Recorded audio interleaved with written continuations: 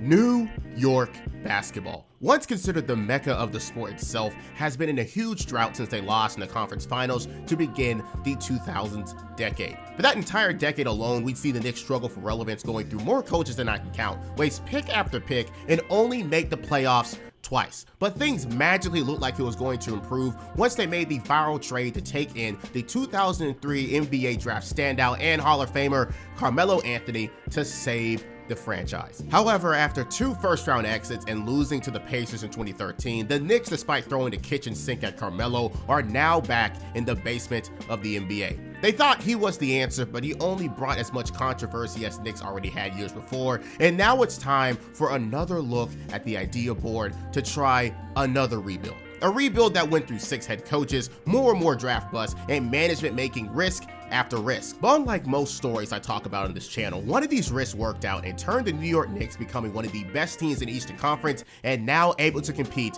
for the Larry O'Brien Trophy. But like all rebuilds, they start from very humble beginnings. This is the story of how the New York Knicks returned as the Mecca of basketball, because for anyone that had to live through that post-Carmelo era, you knew the Knicks gave you every reason to not be a fan anymore. With that being said, if you want to see more videos like this, be sure to like the video, as we are now officially on the road to 100,000 subscribers. So be sure to subscribe to be a part of that and to catch more videos. But as usual, this will be a long one, but you already know who it is, right? Before we go any further,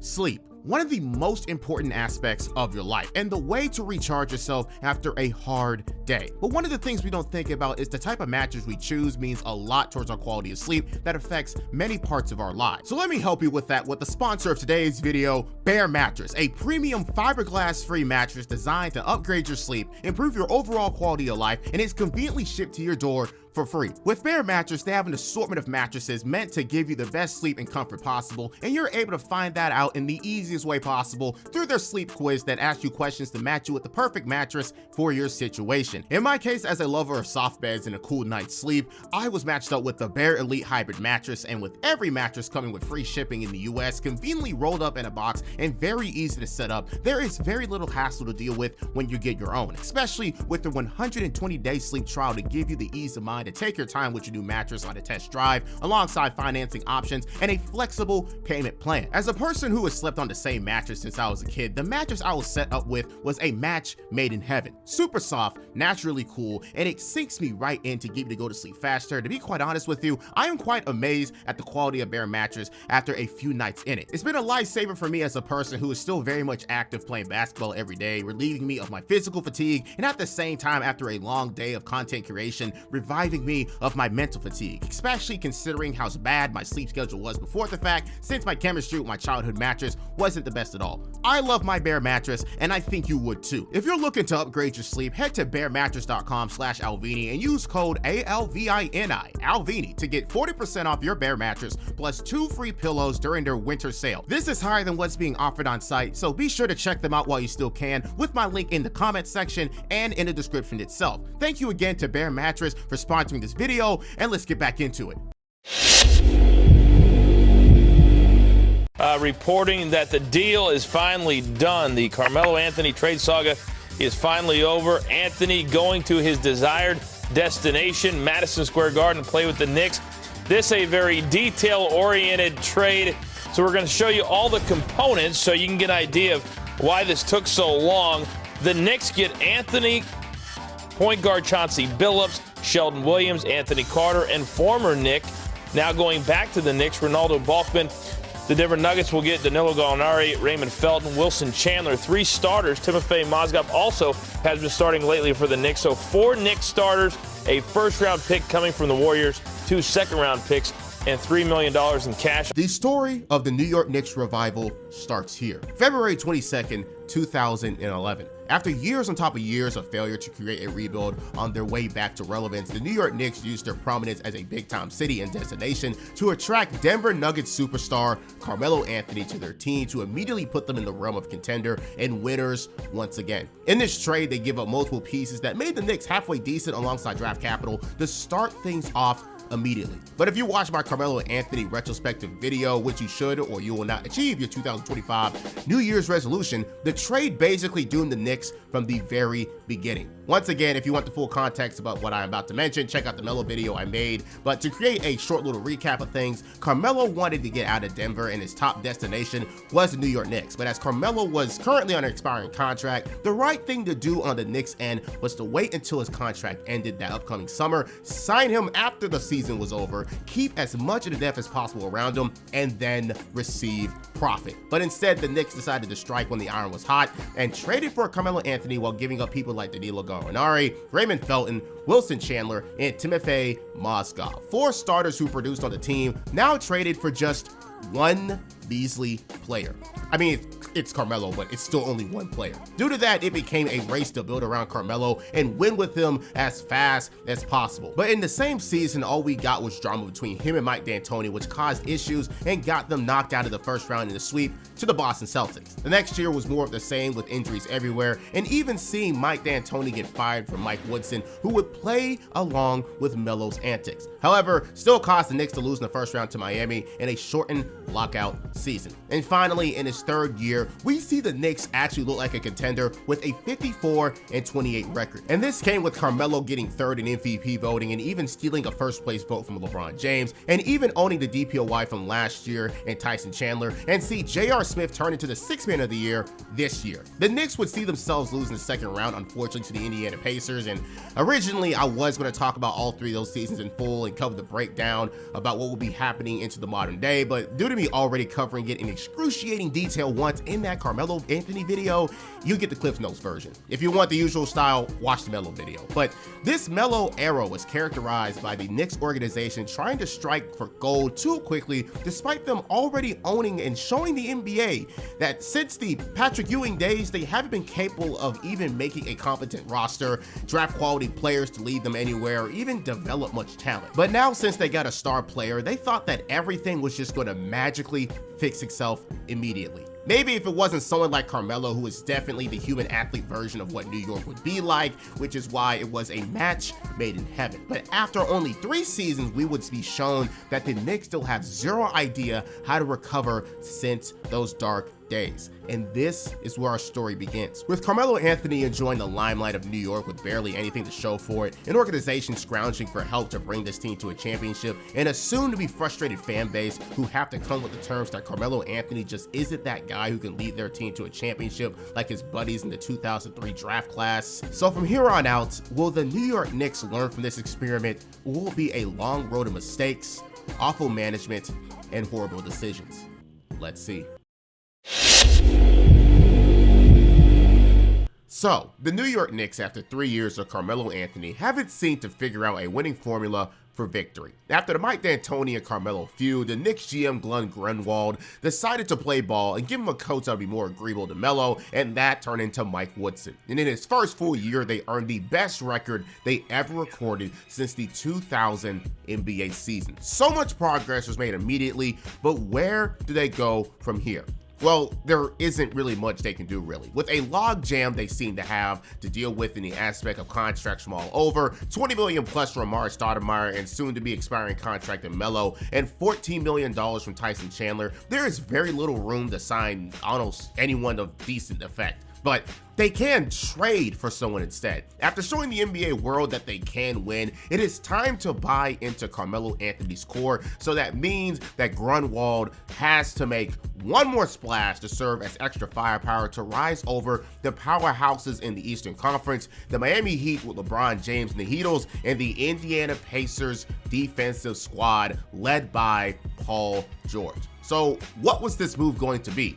Well, for anyone who watched my DeMar DeRozan video already, you already know what's coming. July 10th, 2013. The New York Knicks trade away Marcus Camby, Steve Novak, and Q Richardson, alongside a first-round pick in 2017 and a second-round pick in 2014 to the Toronto Raptors for Andrea Bargnani, the first overall pick of the 2005 NBA class. Now, this move on the Knicks side had a lot of questions. Sure, they didn't give up much for him in his expiring 5-year, $50 million deal. Two old and near retirement players, a shooter in Novak, and a first-round pick that seemed worth it as they think they'd be competing in 2017. But there was a reason that the Raptors in the first place were trying to get rid of him, and it's because his play came with barely any impact on the court. He isn't a winning player despite his skill set, and he doesn't really excel on stretching the floor, his main draw for him getting drafted that early in the draft in the first place. And worst of all, he was horribly inefficient and is on the decline health-wise. So I ask again, why did they trade for Andrea Bargnani? There had to be better players on the market that would love to play in New York itself, especially for a team that just won 54 games. Well, you can only imagine, considering it's the Knicks we're about to talk about here, even a string of good moves by Grunwald had to eventually end in a dumb one. Quote, 7-foot versatile players with a good mid-range offensive game and the ability to stretch the other team's defense are hard to come by in this league. Andrea has proven to be a quality scorer who adds another dimension to our team. We are excited to add him to our front line. Yeah, that's cool and all in theory, but I don't think Andrea is going to replace the shooting of even Steve Novak, who shot a otherworldly 42% last year, if we're talking about stretching the floor. But what does Mike Woodson, the coach, have to say? Andrea has great size and can create huge matchup problems for our opponents. He can score both inside and out. He will be a great complement to Carmelo Anthony, Tyson Chandler, and Amari Stoudemire. I think the last thing people have to say about Andrea is the fact that he's a matchup problem. If anything, other bigs are a matchup problem for him. The apple doesn't fall too far from the tree around these parts, do they? But what's done is done. The Knicks have sealed their fate, and it's time to see if this move takes them even further than before. Grunwald will go on to sign Paolo Prigioni and J.R. Smith back to deals, sign Ron Artest, who is now Metta World Peace, and re-sign Kenyon Martin. The core that created their 54-win season stays intact, and they even added more potential firepower, and I really mean this, potential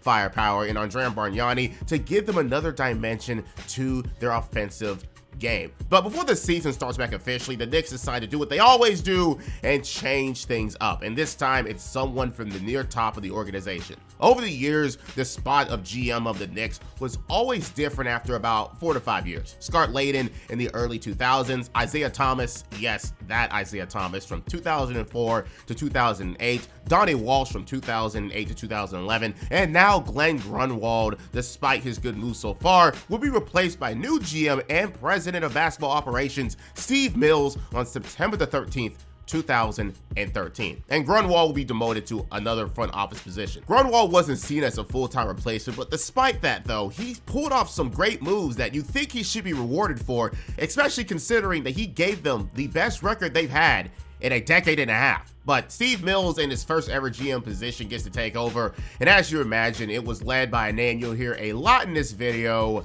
James Dolan. But enough of that, we get a shakeup of the roster, a shakeup in the GM spot, but what about the team though? Can they keep up the same play that made them one of the league's best? Well, to start off your season, the New York Knicks by December 3rd are 3-13 and are currently on a 9-game losing streak. What in God's name happened to this team? Well, let's talk about it. Amari Stoudemire is having a considerable drop-off in production, and after only playing 29 games last year and looking unrecognizable in the playoffs, it's safe to say that the decline is coming harshly for the once high-flying star, which is another reason the Bargnani trade had to happen in the summer to replace his productivity in the starting lineup. So far, Bargnani is playing decent though, but remember what I said about him earlier, not producing much towards the impact of winning. It's showing itself to be true so far, despite his decent shooting and scoring numbers. But while Melo is balling out of his mind, playing even better than last year, the main downfall of the Knicks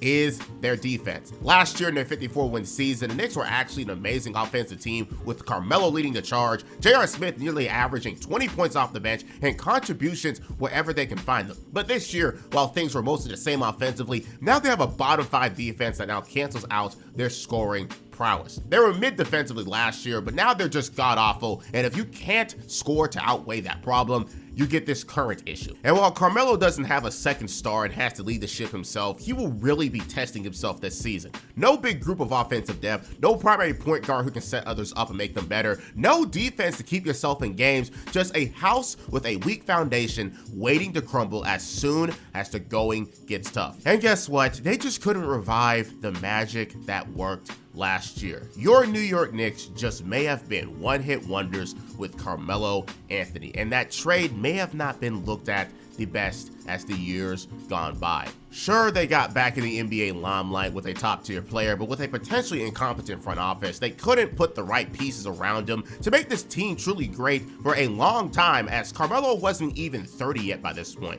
With this horrible realization setting in for the organization, now we have a worse one on top of that. Carmelo Anthony is on a contract year and could leave ship for a new team. And I'm pretty sure there are other more stable franchises out there that could use the services of an in his prime Carmelo Anthony. So this situation and season together is going to cause a lot more conflict than you think. Carrying on to the All-Star break though, the Knicks are back in the basement of the league somehow with a near identical team from last year, going 20-32 and the 10th seed in the East. Despite Carmelo Anthony earning another All-Star spot and having one of his most efficient seasons of his career, his talents are truly being wasted on this Knicks team. It doesn't even end there though. An old red flag of Andrea Bargnani would start waving again, as on January 24th, he would sustain a season-ending injury to his left elbow and cause even more frustration on the team, now making everyone's job harder. The struggles would continue though after the All-Star break, and while the Knicks did find a little bit of a run,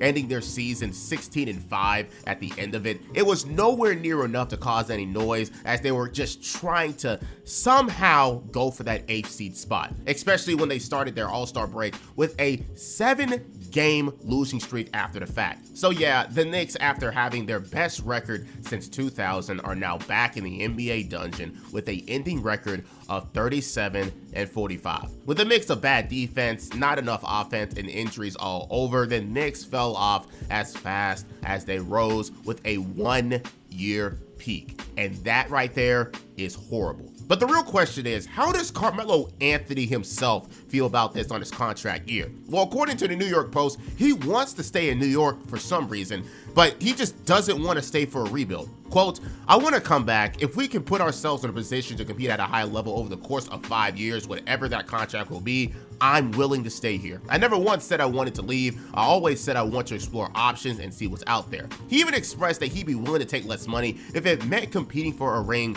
with the New York Knicks, which is admirable for sure. But does the Knicks have the capabilities to even pull that off? However, we would get more news from the Knicks, because after only one season, one insignificant season, the current GM of the Knicks and Steve Mills will be demoted for the likes of the 13-time champion, 2 times as a player, 11 times as a coach, the Zen master himself, Phil Jackson, who will now be the president of basketball operations and the GM from this point on. A very interesting move for the Knicks, and it was headlined by Knicks owner James Dolan, who planned to use his mind as a way to attract players to New York, get Carmelo to stay to the Knicks, and even be a consultant to the coaching staff if need be. But it came with strings attached, and some really interesting ones at that. First, a huge 5-year, $60 million contract, and the second, the Zen master required to be in complete control of his own decision-making without the meddling of Dolan, which creates a very interesting dynamic between the owner, and the GM. But if Dolan believes in him this much, then I really want to see what this goes. I was point blank and honest with him. If I walk into your office or call you up on the telephone and tell you I want to trade X player who's an all-star or Y player who's a fan favorite, if I think it's the right move, I want you to feel confident that I can do this. Will you give me the liberty to do this? And he said yes, and that's really the key. Phil Jackson has a big job ahead of him, but I really do want to see how this plays out as someone that hasn't really kept up with basketball up until the later parts of the 2010s decade. So as I research this, I'm going to be very intrigued to see how this turns out. And now, with the power to control the Knicks as he sees fit, the first move of Phil would be a very obvious one. Mike Woodson will be fired 5 days after the season ended, and the search will start now for a coach that the Zen master himself deems worthy of leading a franchise looked over by him. So now, as the curtains close on this very interesting season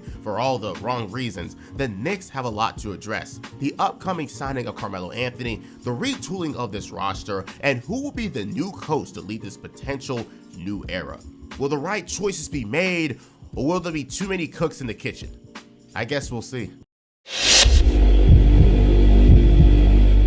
So within a span of 2 years, we've seen 2 GMs get demoted, a coach get fired, a 50-win and then a 37-win season, and a lot of regret. This is the New York Knicks way. But going into the summer of 2014, this was meant to be a way to actually fix all of that. With the hiring of Phil Jackson to have complete control over the Knicks' future, he has the sole power to be able to make change without any type of interference from James Dolan. And he already has some big things to fix. Carmelo Anthony needs to be brought back and see if he can be able to have a team around him that is actually worth staying for. And even more importantly towards that, the Knicks need a new head coach to take them somewhere. Sometimes the coach can very much be a scapegoat when things get bad, so hopefully with this upcoming hiring, it'll be justified for canning Mike Woodson, someone that Carmelo actually is very fond of. With the coaching hunt on the way though, who does Phil Jackson bring in for interviews? Well, due to the lack of information I can find online, the name who was always in the news was just one person, and his name was Steve Kerr. Once the Phoenix Suns GM before the fact, his name was always considered to be the #1 candidate to be the next coach of the Knicks. And of course, with his relation with Phil Jackson as a player and his multiple experiences winning championship with the Bulls and Spurs, it was thought to be a match made in heaven. But that was until he took the job in Golden State to be with a much better core and proceed to win 4 championships with them. So with Kerr gone, who could possibly be next in line? Well, as I mentioned in the last section, James Dolan knew that Phil had connections around the league and expected him to use it towards the success of himself as a GM and the Knicks as a franchise. But due to Kerr being signed, he was forced to look elsewhere. And when one world player you used to coach for goes to greener pastures, you pick up another. June 9th, 2014, the New York Knicks have officially hired their 26th coach in their franchise history, and his name was Derek Fisher, 5-time champion for the Lakers, and of course a longtime associate to the man up top, Phil Jackson. This move was thought to be a weird one as Derek literally, and I mean this, just literally retired at 39 years old after being with the OKC Thunder in the 2013-14 season. So just like my Magic video and Jacques Vaughn and similarly JJ Redick right now, taking on someone with zero, and I mean zero coaching experience is the biggest shot in the dark you can do in pro sports considering the responsibility they hold. But that's until you learn about the context of why this move was made that makes this even more funny. Let's bring in our own Mark Stein. Mark, why is Fisher the solution to the head coaching puzzle here for Phil Jackson? Well, Phil Jackson was never going to hire someone that he didn't have a previous relationship, someone that he's worked closely with. He wanted a young coach he could mentor, a friend, and really someone who is not going to be put off by Phil wanting to come down on the floor at training camp, wanting to come down the floor at occasional practices. Phil, in that first year especially, wants to have an active role where even though he's made it clear this is his foray into running a front office, he wants to be involved and have some level of coaching presence. And when you're Derek Fisher, a first-time head coach, and you basically get the chance to be mentored by Phil Jackson, obviously you're going to welcome that. It's why Steve Kerr's the guy who they went after first. And it's really why when Steve Kerr kind of surprised everyone and went to Golden State, why Fisher really was the only other choice for Phil Jackson for this job. Now listen, I have zero problem with helping your boys get to positions of power if they deserve it. But what Mark Stein just described to you all, my beautiful viewers who should all subscribe, is that Phil Jackson is looking for a puppet, a vessel, someone who mirrors or will mirror himself. Phil Jackson wants to be as hands-on as possible in this franchise, which I think is pretty cool. I respect that. But to hire someone solely for the sake of molding them rather than to get a coach with experience that you can just help out with whenever the time comes up is possibly one of the worst things you can do. This has a lot of potential to blow up in his face, and this is already a strike on Phil Jackson for picking up someone inexperienced and also someone who's associated to him and only got the job due to the sake of molding him. Double whammy, Phil. double whammy. But hey, he's hired and now it's New York's problem to deal with. But if you want even more proof that he was very chummy of people he's worked with in the past, last year during the very little time he had in the regular season to be the GM, he signed Shannon Brown to the rest of the year, which people found curious, and also, of course, his signing of a post-drug binge Lamar Odom that created this infamous moment. His very first move as the executive was to sign Lamar Odom, who was on crack.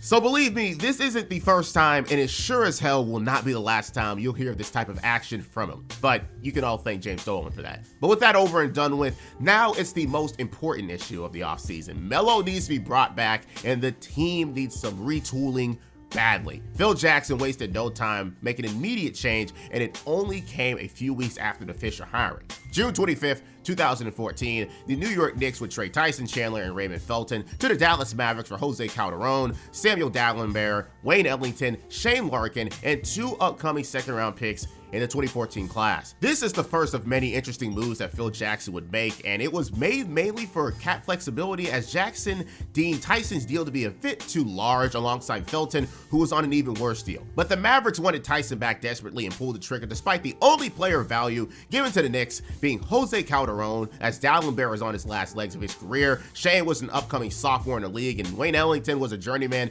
with not much to show yet. So it was more of a cap remover and not one that'll do anything to help Melo in the now. 2 serviceable players for 2 second-round picks and Jose Calderon. Bravo. But now we get into the real meat and potatoes, the signing back of Carmelo Anthony, who wanted a near max contract of 5 years and $124 million. He had other offers waiting for him around the league in the Lakers, Bulls, Mavericks, and Rockets, but his main goal was to stay with the Knicks if and only if they can build a roster for him in the next couple years. But there was also one more thing he wanted alongside that for extra insurance: a no trade clause, a death wish in the NBA world. And that makes it even worse is that Melo is going to soon turn 30, and they will have to deal with this until he's way past his prime and can't be moved unless he agrees. Personally, I talk him out of it, but considering he was hired to keep Melo, Phil had to let it happen. With his name signed on the dotted line, Carmelo Anthony is now bound to the New York Knicks until he agrees to be traded elsewhere or until he is 35 years old, which now also means the clock is ticking. In the next 2 to 3 years, the Knicks need to either pair Melo with another star or put enough talent around him to win a championship, or forever be stuck with a geriatric Melo in his twilight NBA years. And considering they already traded away Tyson and Raymond, this team potentially takes another hit in that depth department. So how will Phil Jackson retool this roster with Andrea Bargnani and Amari Stoudemire still on the team and eating up a lot of cap space? If your answer is absolutely nothing, then you'd be correct, because nobody wants those two. They draft Wichita State legend Cleanthony Early and Thanasis Antetokounmpo in the second round of the 2014 draft class, waive Lamar Odom, sign Jason Smith, trade Wayne Ellington for Quincy Acey and Travis Outlaw, who had another horrible contract, and then traded Travis alongside 2 second-round picks in 2018 and 2019. The 2019 one turned into Nick Claxton, by the way, for absolutely nothing. That there was the entire New York Knicks summer.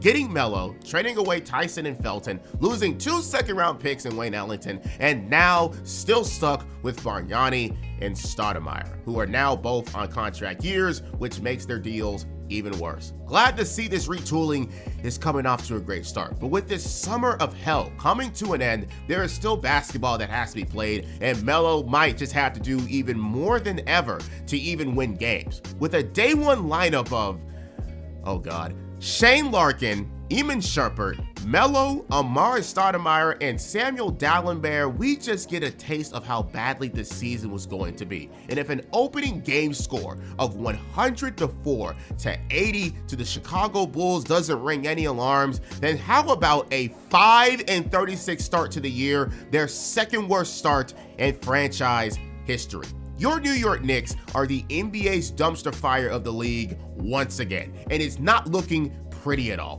From Derek Fisher's feud with Matt Barnes that created a Kanye bar, another season-ending injury to Andrea Bargnani, this time a torn ligament in his thumb, a mix of some of the worst offense and defense in the NBA, and guess what? It just keeps getting worse somehow. It is safe to say that Carmelo is now regretting his decision, putting up another decent season numbers-wise to literally only win 5 games out of 41 tries. But even though I'm a huge critic of his career, this part right here is 100% excused from him. This team just fucking sucks, and the only saving grace is the fact that they have their pick in this next upcoming draft with Karl Anthony Towns as the headliner. So my question is, what do you even do here? I mean, Melo is here for another 4 years, and obviously this team is in no shape to compete. So with the writing fresh on the wall still being clear, Phil Jackson knows it's time to drop some weight, but he does it again in another weird way. On January 5th, 2015, the New York Knicks in a 3-team deal trade J.R. Smith and Iman Shumpert to the Cleveland Cavaliers for Lou Amundsen, Alex Kirk, a 2019 second-round pick, and Lance Thomas. A move that angered many, including Melo, and excited anyone who was in Cleveland, Ohio. Both Shumpert and JR were integral parts of that 54-win season a few years ago, especially JR, who won 6th Man of the Year, while Shumpert was a defensive menace. But both players had so much more to give to this team, and yet were still traded despite Melo's wishes to win. So again, I ask, why? Well, beautiful viewer, enjoy the words of Phil Jackson. Quote, "These transactions improve our flexibility to the current roster and the salary cap for future seasons." He made this move to save money and create enough cap to sign a max player this summer while also signing a top player in the class in this tank job. Sure, I get it, but I highly doubt the cast of characters right now in this team around Melo, with whatever you get in the draft and whatever you get to come to New York, will be enough to win a championship. This is a sinking ship in action, and everyone will be very interested to know who the hell will be signed with the money they opened up by trading away Shumpert and J.R. Smith. But things only get worse. Carmelo Anthony will be shut down for the rest of the season due to a knee issue that he would just go on and get surgery for, and it makes sense. Rather as well get right for next season if things are just going to be a tragedy this year, and if Phil Jackson can promise that things will be better for the next. So where does this leave your New York Knicks? With a 17-65 season in Jackson and Fisher's first ever year. Horrible, straight horribles. The worst ever season in New York Knicks history. But here's my question, since apparently the grand plan was to make all of these moves I talked about earlier to open up room for a second star. Who is even linked to them? Well, as you look down the list of potential prospects, most of these players were mainly reported to come back to their own teams. LeBron James, Kawhi Leonard, Tim Duncan, who is old, I know, Marc Gasol, Paul Millsap, Goran Dragic, the list goes down. But the best people who can even be swayed to come to New York is someone like a LaMarcus Aldridge. But obviously, I don't think that's enough to win a championship. But he's a hell of a mid-range duo with Carmelo, I'd at least say that. Seriously though, with how this is now being put into context, this could potentially be another summer of pain incoming for the Knicks, with very little in the aspect of free agency, little development to look forward to, and now even worse. And the 4th pick in the 2015 NBA draft goes to the New York Knicks. Which means that the Los Angeles Lakers have moved into the top 3. You can hear the groans in the back from Knicks fans alike. With the second best odds of the first overall pick, the Knicks are the only team in the top 3 who got screwed, and they got moved back to number 4. The idea of getting Kentucky sensation Karl Anthony Towns, D'Angelo Russell, or Jahlil Okafor is now turned into dust just like that. A cruel season can now end as Knicks fans everywhere were thrown every gut punch they can take. Their worst record in franchise history, Carmelo Anthony's injury, the lack of immediate future, and almost every piece from that magical 2013 season gone, with the extra burn of J.R. Smith and Shumpert making the finals sting more and more. But if there's one thing about being at rock bottom, you can only go up from here. Carmelo Anthony will eventually return healthy for next season. The Knicks have plenty of money to work with in free agency that can be dangled at someone. The Knicks can also pick up a gem with that 4th pick, and in all honesty, it can't get much worse than this. So at least in its own right, you can at least get better than 17 games. So as we go into our next season, can the Knicks fix their issues in 1 year like they did a few seasons ago, or will they descend more and more into madness under Phil Jackson?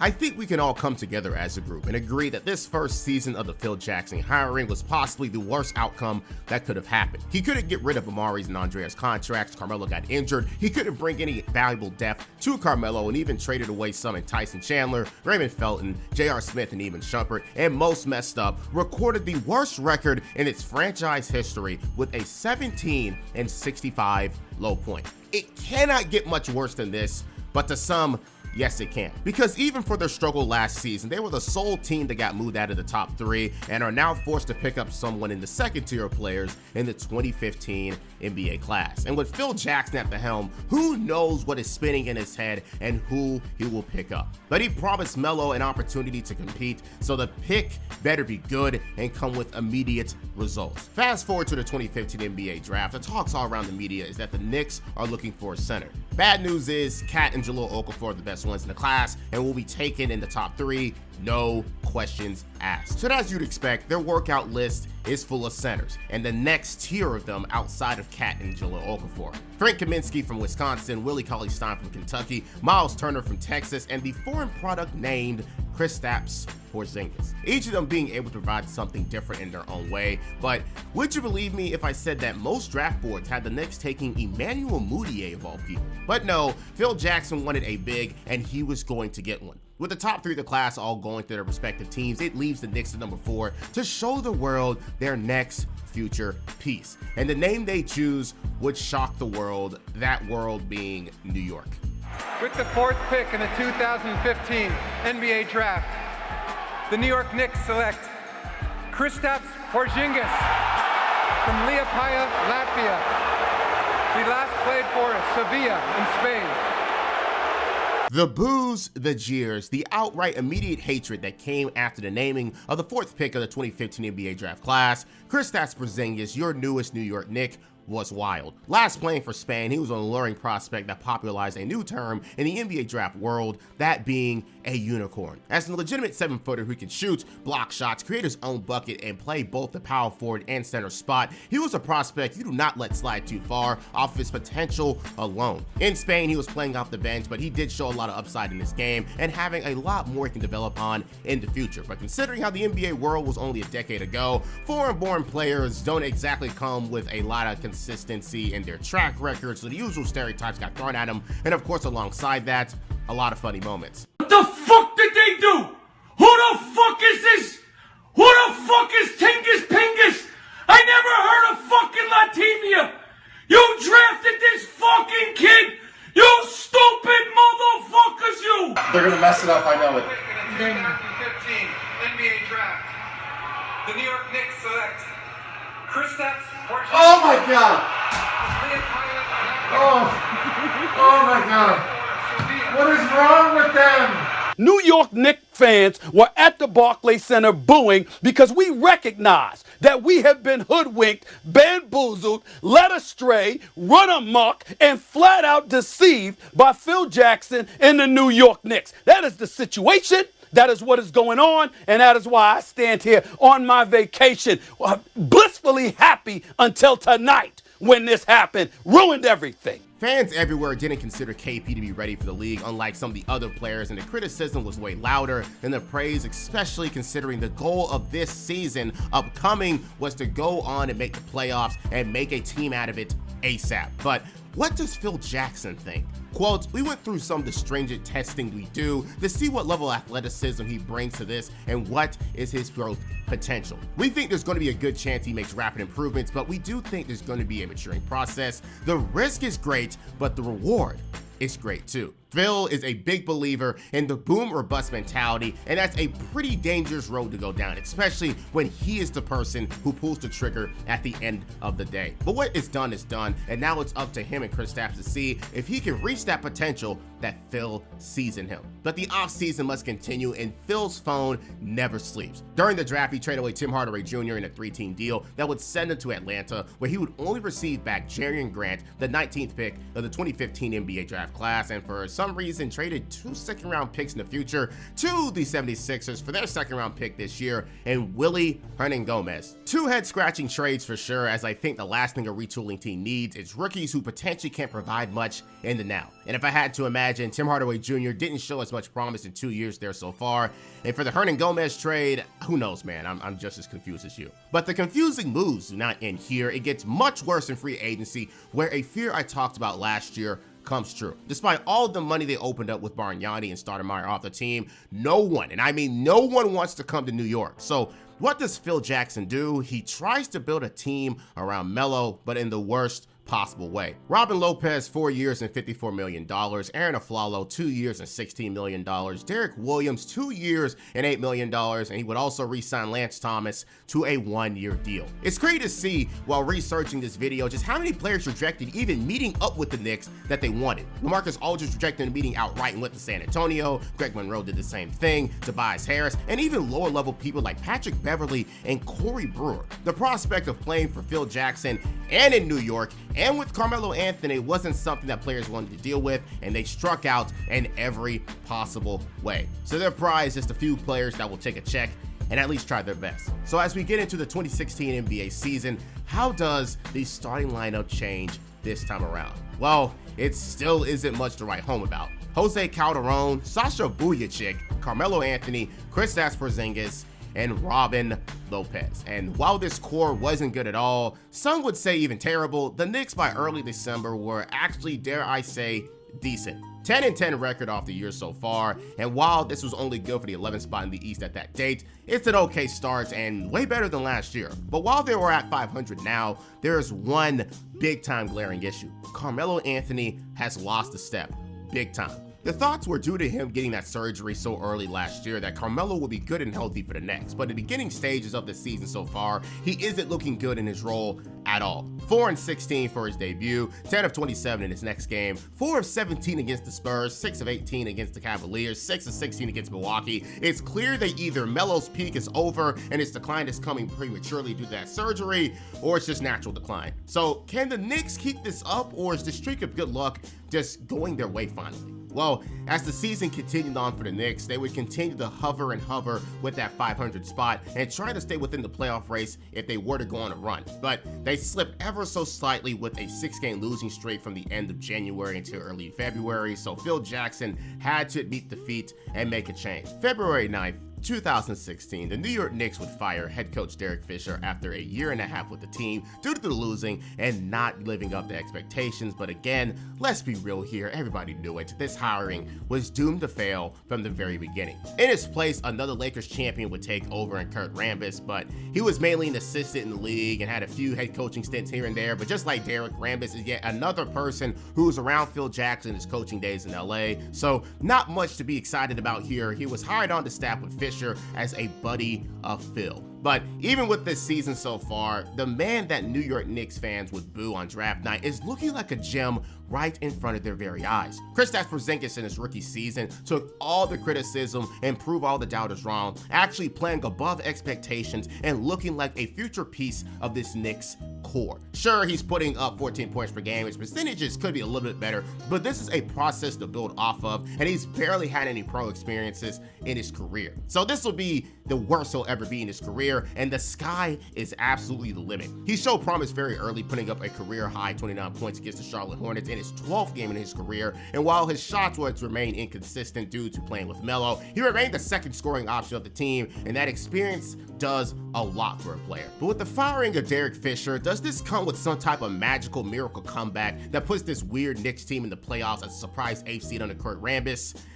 Not at all. In fact, Kurt Rambis may have potentially put them in a worse spot with a 9-19 record to end the year, meaning the Knicks once again didn't make the playoffs, ending their season 32-50. An improvement, but not enough with the 13th seed of the Eastern Conference. Another disappointing season, but it was expected in some way. The depth that Jackson put around Melo wasn't enough at all. The Knicks weren't good on both sides of the ball and were one of the worst scoring offenses in the NBA. And worst of all, Carmelo is potentially declining as a player while already having that big ass contract and a no trade clause put alongside it. And as things couldn't get any worse, their upcoming pick in the 2016 NBA draft was placed 7th. However, they traded it to the Nuggets in the Melo move, like I mentioned before, as they thought they'd be good years later. But now with the hurt Melo, the Nuggets are absolutely laughing to the bank. And as we'd all know, that pick returned into Jamal Murray. So with that, there is no draft pick to match with Porzingis. Melo's getting worse, very little development outside of Tingus Pingus, and a lot of other question marks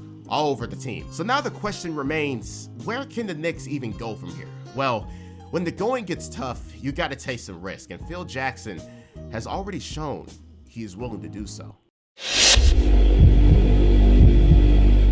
A 17-win season and then a slight upgrade to 32 wins. Porzingis is a great draft pickup. Derek Fisher was fired, and the Knicks have money to use in free agency. There's a lot to look forward to as a Knicks fan, and while it isn't anything super great, Rome wasn't built in a day, and the Knicks can do a lot in this offseason if they choose to. But it's not like they have a choice. Phil Jackson promised Melo contention, and the Knicks aren't anywhere near that. So how will he pull it off? First, he must find a replacement for Derek Fisher. And while it was thought that Kurt Rambis would be promoted due to him sticking around during the offseason, that wouldn't be the case. The Knicks would take interviews from Cavaliers coach David Blatt and Indiana's coach Frank Vogel, but the man who they hire is Phoenix Suns coach Jeff Hornacek. For once, not a pick that is associated with Phil Jackson, which means that nature just might be healing. But out of the 3 people who was mentioned, he was considered to be the less considered because of the fact that he has a guard-oriented coaching style, which doesn't match what the Knicks have at the moment. But we've seen worse matches made when it comes to these type of things. But Jeff's goal is to make this team somehow go to the playoffs,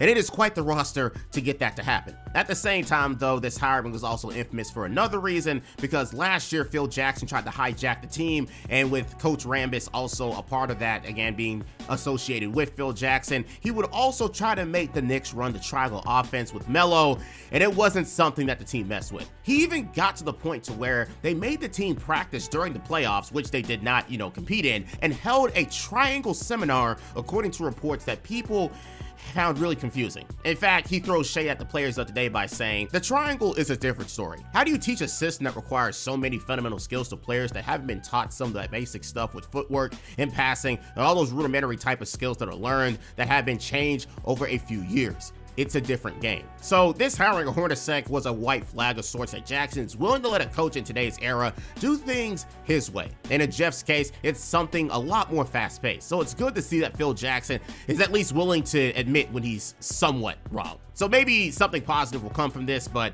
there's no guarantee. But with no pick in the 2016 NBA class, all the Knicks have is just free agency to look forward to and not being able to pair Kristaps Porzingis with another decent rookie. However, that doesn't mean that Phil Jackson isn't willing to make another risk near that time though. June 22nd, 2016, the New York Knicks would trade Robin Lopez, Jose Calderon, and Jerian Grant to the Chicago Bulls for Justin Holiday and the youngest MVP in NBA history, Derrick Rose. A blockbuster move for the Knicks and a clear upgrade to the roster that finally gives some excitement to Knicks fans after a few years.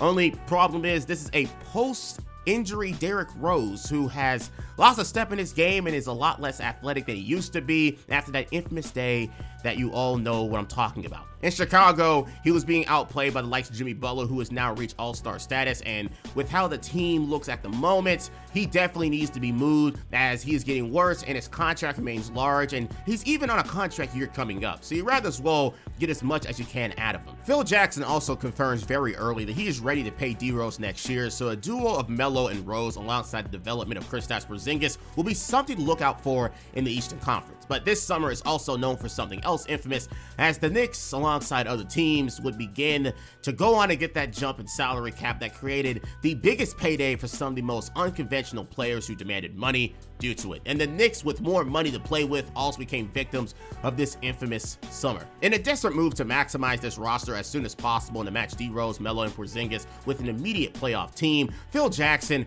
would go to great lengths to sign talent. The only problem is, is washed up talent way beyond their best years. Joakim Noah, the 2014 Defensive Player of the Year, would sign with the New York Knicks for 4 years and $72 million to be their new starting center, and it's a move that everybody knew would backfire. After 2 years of injury-filled seasons that include getting shoulder surgery in the season before, Joakim Noah is officially busted goods in the NBA world, but for some reason, Phil Jackson still found him decent enough to give him that lengthy and huge contract that will most likely put them in the same situation as Amari Stoudemire and Andrea Bargnani did years ago. If he's injury prone and not what he used to be, he will forever just be a clog in the drain and mess up progress on the team, but apparently he was able to convince them enough that he is well and healthy to make a comeback season as an incoming 31-year-old, having him until he's 35.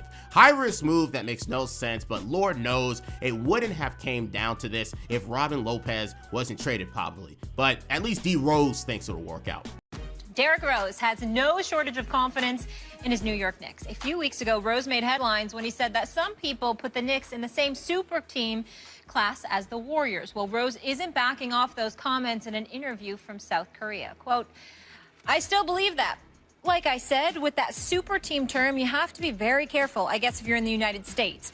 But I feel like if you're in any team in the NBA, it don't have to be the NBA, it could be the college level, high school level, you should believe in yourself and have the confidence in yourself that you're playing on a super team anywhere. So I have a lot of confidence, and I am not taking that back." Super team, D Rose. Yeah, maybe if everybody here was in their prime still. Anyways, the rounding out of the roster continues in free agency with another washed-up player in Brandon Jennings joining on a 1-year, $5 million trial deal, and Courtney Lee, a sharpshooter, who would sign for a 4-year and $48 million deal. So we should expect a day one lineup with post-injury D Rose, Carmelo Anthony, and Joakim Noah, with a sophomore Porzingis and Courtney Lee to round things out. On one hand, you may never know, maybe someone on the Knicks on the medical team has the Michael Jordan secret stuff from Space Jam, maybe even having access to the Fountain of Youth to help revitalize the careers of this trio going into New York to make this team a real threat. But as of right now, with a new coach with not the best track record, a very lackluster depth around the team, and an injury-prone core, there can be not a lot of optimism going around for this team. Even ESPN wasn't big believers in this new roster, giving them a 40-42 prediction at best and a 10th seeded ranking. So it's really up in the air to see if Phil Jackson signings were justified or worth it in this season, while it's up to the main trio to see if they can prove the doubters wrong about their statuses in the league itself. With a 14-10 start though in the beginning of the season, the Knicks actually looked rather decent to begin the year. Derrick Rose, while obviously still a bit tad slower, was a lot more efficient in his role compared to last year in Chicago. Carmelo Anthony looked about the same as last year while having high highs and low lows. It wasn't as consistent as he used to be, but with the extra help a little bit around the roster, he didn't need to shoot as much as years past. And Courtney Lee in his first ever Knicks season was a flamethrower from 3 to start the year, being the near perfect 3-and-D player expected of him. But after that great start for their expected standards, the Knicks would go from that 14-10 start to then go to a horrible 7-21 run, which would put them at the All-Star break with a 23-34 record, basically at the same spot as last year, and yet looks to be another season wasted. Despite all the money and assets thrown at Derrick Rose and Joakim Noah to bring help to Melo, it just wasn't enough, and they put themselves back a lot farther due to it. Derrick Rose is rather decent in his role. I can't put too much on him, but it took 43 games for Joakim Noah to pull off the biggest scam job of the summer, sustaining an injury to his knee that required surgery, and a little extra as he would be suspended to start the next season, breaking the NBA's anti-drug policy. But it doesn't end there. Brandon Jennings would look so bad in his 58 games with the team that he'd be waived a few weeks after the All-Star break. And once again, we as a group have to come together to talk about Carmelo's decline as a player. After a few years getting that surgery, he hasn't looked anything near his prime and could not lead a team to victory night to night like he used to. That alongside a mid-offense or horrible defense, you get the 2017 New York Knicks. But at the end of that tunnel, you do get a tiny shining light in the former Kristaps Porzingis, who in his second season after getting used to the NBA game, looks a lot more comfortable, and his numbers reflect that. With the boost of all of his numbers, we see his numbers increase to 18 points per game, shooting 35% from 3, and would even place 5th in blocks a game with 2 a night. But he was also 10th in the NBA in total fouls, but he can always fix that later on. But there's one thing holding him back, and his name is Carmelo Anthony, who ranked top 20 in usage percentage and is even top 20 in both field goal shot and 3-point field goal shot. The full potential of Kristaps Porzingis will not be unlocked until Carmelo is either gone or accepts that he is just not that great anymore. But we all know how Melo feels about someone outshining him on his own team, so he might just need to be removed for that to happen. Even with that being the case, we'd still see Kristaps Porzingis have great games with Melo, like getting his new career high of 35 points against the Pistons and soon scoring another 34 against the Phoenix Suns. Both games where Melo shot less and Porzingis led the game. But again, if they want to see Porzingis shine, changes must be made. But back to the Knicks, the 32-50 Knicks would somehow see themselves lose one more game and regress down to a 31-51 record. This Phil Jackson era has been drama-filled, full of bad and risky decisions, and could have potentially even set the team back years for the contracts of Carmelo Anthony and even worse, Joakim Noah, who is fresh into a new contract. So what do you do at this point, honestly? Melo, Derrick Rose, and Joakim are far beyond their best years. You want to see Kristaps pop off, but he can't with Melo and potentially D Rose taking up shots, and you are now in cap hell at the same time. There's no bright spots outside of Porzingis at this point, and you rather as well tank, which the fans will not like. But at least they have their upcoming pick in the draft, which was placed 8th, due to them going back a pick, and they can always pick up another promising rookie and hope for the best. But with this franchise in absolute turmoil at the moment, and the Phil Jackson era having 0 good points to come out of it, is it time to admit defeat if you're James Dolan and start over? Or are the Knicks going to further go into insanity more and more? Something isn't working. What is the issue in New York City? It started with a trade with the Nuggets in 2011 where the Knicks flew too close to the sun and got burned with the prospect of Carmelo Anthony, leading them to the promised land. An unfortunate injury later that stunted the end of his prime, and lastly, the hiring of Phil Jackson that made the Knicks mediocre at best and wasted 3 years of New York fans' time. And somehow, some way, he still isn't fired. He promised Melo a playoff team and hasn't gotten anywhere close to that, and is even wasting his time after he signed that contract a few years ago. And now it looks like the best option for them to do at this point is to really tank. They can't attract any great players to New York, and it will be stupid to ruin your future to trade for a star. So what do we do from here? Well, with Phil still around, they move on to the 2017 NBA draft with the 8th pick, and a lot of great prospects this time looking for a guard. But guess what? Phil Jackson is still Phil Jackson, and he isn't over the triangle offense and is possibly doing the worst thing possible during draft workouts. He is drilling every point guard prospect that comes in to see who fits his system the best. This is after people like Derrick Rose voice his frustrations with the triangle. This is after reportedly holding a secret meeting with the guards on their day off just to get them to work on it. And again, he is really the old man at the end of your street who keeps yapping about how things were better in his day. And in this case for Jackson, who sure won more than 10 championships, was blessed with some of the best players of all time to get them to run this system. And guess what? With the Knicks, it is not the same thing. But the crazy thing is, Phil Jackson was even reported to fall asleep during some of these workouts. The mess continues on to the draft with more and more drama, including Phil Jackson trying to get Carmelo on board by waiving his no-trade clause, you know, the thing that you never should have gave him in the first place, and even wanted to trade Porzingis after he ditched his exit interview with the franchise. But enough of all that, man. The day of the 2017 draft is here, and the Knicks have the 8th pick. They want a point guard, and there are plenty to choose from. Dennis Smith Jr. for NC State, Malik Monk from Kentucky, or even Donovan Mitchell from Louisville. But the Zen Master wants the best one who can run his system. So who does he deem worthy of running his precious triangle offense? Peter Silver with the Knicks pick. With the 8th pick in the 2017 NBA draft, the New York Knicks select Frank Ntilikina from Strasbourg, France, in SIG basket.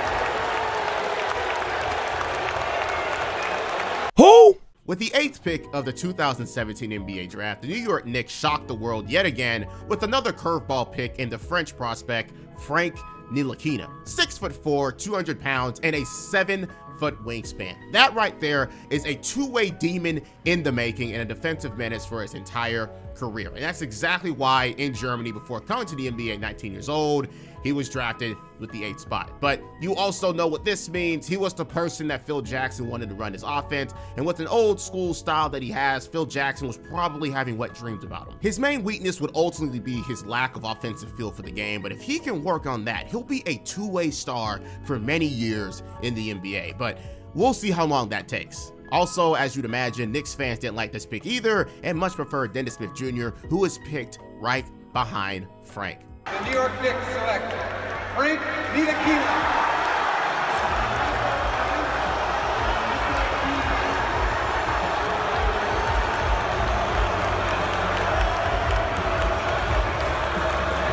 Now listen, Phil nailed it with Porzingis, so at least give him a chance with Frank, but let me tell you who stopped giving Phil a chance: the Knicks. 6 days later, June 28, 2017, the New York Knicks would mutually split with Jackson after 3 years and many low points with the franchise. Mainly it was due to him not exactly getting his way with being able to trade Melo and convince him to waive his no-trade clause. But again, you gave it to him, Phil. And by the way, I'm sure most people remember this, but Phil Jackson actually originally was extended for 2 more years before this, but decided to just let that go. In its place, Steve Mills will go back to his GM duties for the time being. Oh, and to put more salt in the wounds of New York Knicks fans, Steve Mills also wanted to draft Frank. So yeah, you weren't avoiding that in any way. Anyways, with the new GM in tow, what is the plan here? I mean, you're stuck with the roster that Phil created, and sure, while Steve was there for it all, does he think he can do anything different to potentially take this team somewhere?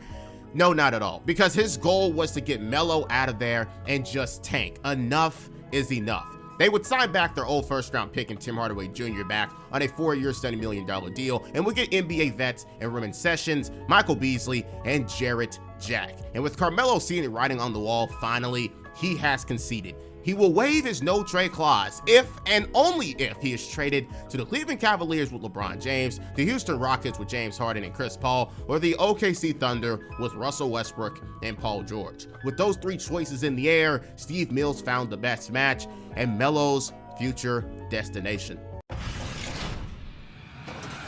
For the second time in his illustrious career, Carmelo Anthony is on the move. As first reported by ESPN and confirmed by David Aldridge, the New York Knicks have traded the 10-time All-Star and former scoring champ to Oklahoma City, where he'll pair with MVP Russell Westbrook and Paul George. In exchange, the Knicks receive Enes Kanter, Doug McDermott, and a second-round pick via the Chicago Bulls. It was an unexpected 7 years with him only making the playoffs in the first 3, but Carmelo Anthony has finally gone for the New York Knicks, and they can finally tank in peace. Most importantly, now Kristaps Porzingis can officially take over New York, making this his team and improving once more as the main scoring option, as New York can either continue to surround him with great products in the draft or even find a diamond in the rough in free agency. Because now Carmelo is OKC's problem, and we all know how that turned out. The expectations are back in the toilet, and the Knicks can now lose in peace as they can now look forward to the future of this franchise. Of course, though, it's not like this new era will come with a lot of winning, though, because their first lineup of the 2018 season ended up being Ramon Sessions,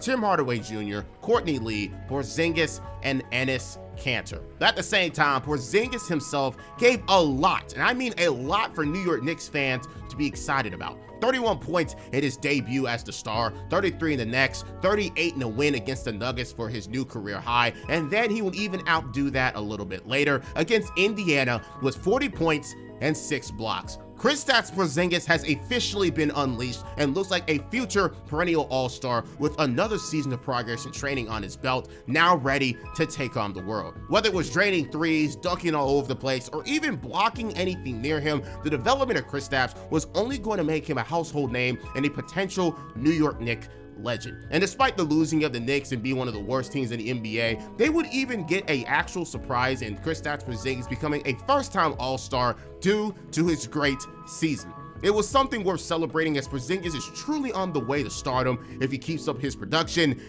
Too bad he wouldn't be able to play in it, though. Credit the Milwaukee defense. Inside Porzingis! But he goes down hard, and he's hurt. After a great start against the Milwaukee Bucks and a great cut to the rim for a dunk, Giannis Antetokounmpo accidentally ended up in Kristaps Porzingis' landing space, which causes him to land awkwardly and tear his ACL, ending his season just like that. An amazing startup season that got cut halfway due to him being literal inches away from tragedy, and this is his first ever major injury of his career, and only saving grace is the fact that the Knicks can now allow him to heal as long as possible for his comeback next season, because the name of the game is losing, and to get as good of a partner for him as possible through the NBA draft. But on the bright side though, Porzingis didn't have to listen to Fergie live at the All-Star game that year.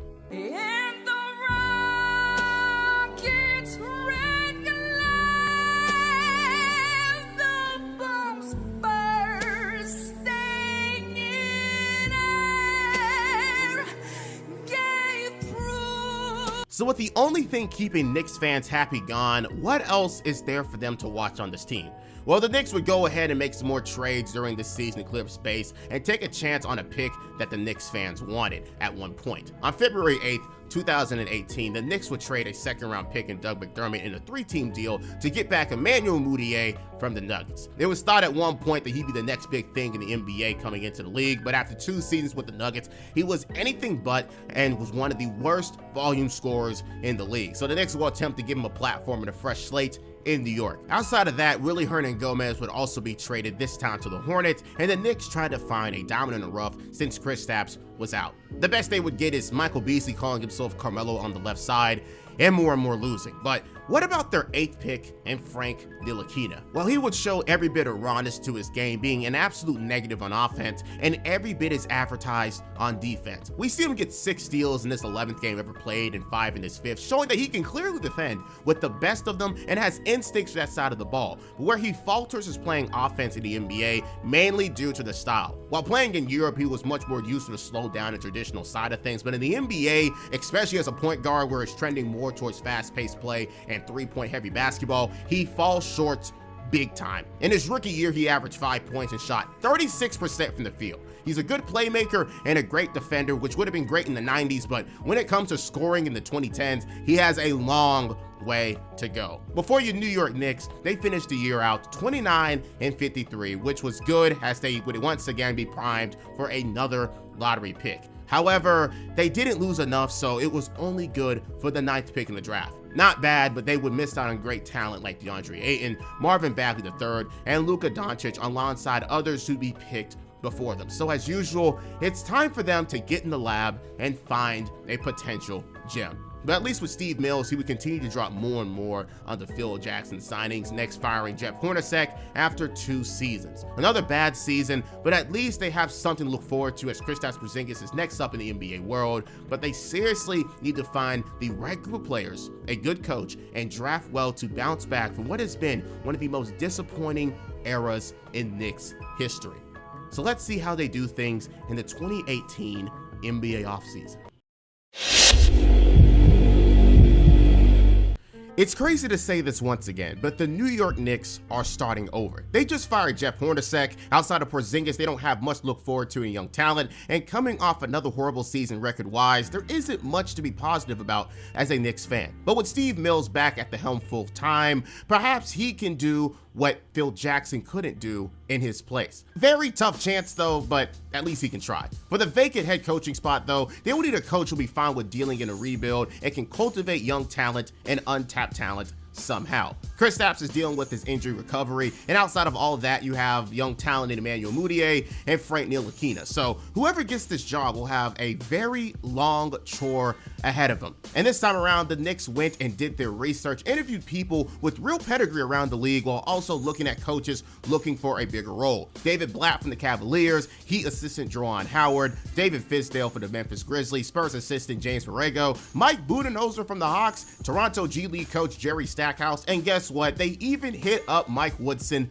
again. But with this very large list, their coach ended up becoming David Fizdale to become the next coach of the New York Knicks. Being around the league since 2004, Fizdale was always a top assistant coach in the NBA, where his first role to prominence was with Eric Spoelstra with the Miami Heat from 2009 to 2016, and then he accepted the job in Memphis, where he led them to the playoffs in his first season before being fired by them the next year after an 8-game losing streak, and also making an enemy out of Marc Gasol by benching him during said losing streak. It was a quick stop in Memphis, but now he gets to represent one of the biggest cities in America. His job will come with a lot of hardships, but if he can pull this off, he'll be amongst the many New York Knicks greats in its history. So now they got their next coach, the fifth of this video, funny enough. So now they need a player to match with Kristaps Porzingis once again through the NBA draft. Frankie Smokes had a horrible rookie season, didn't start off like Kristaps, but he has time to figure that out on a rebuilding team. But with the 9th pick of the 2018 NBA draft, they have to do their research to pick the right guy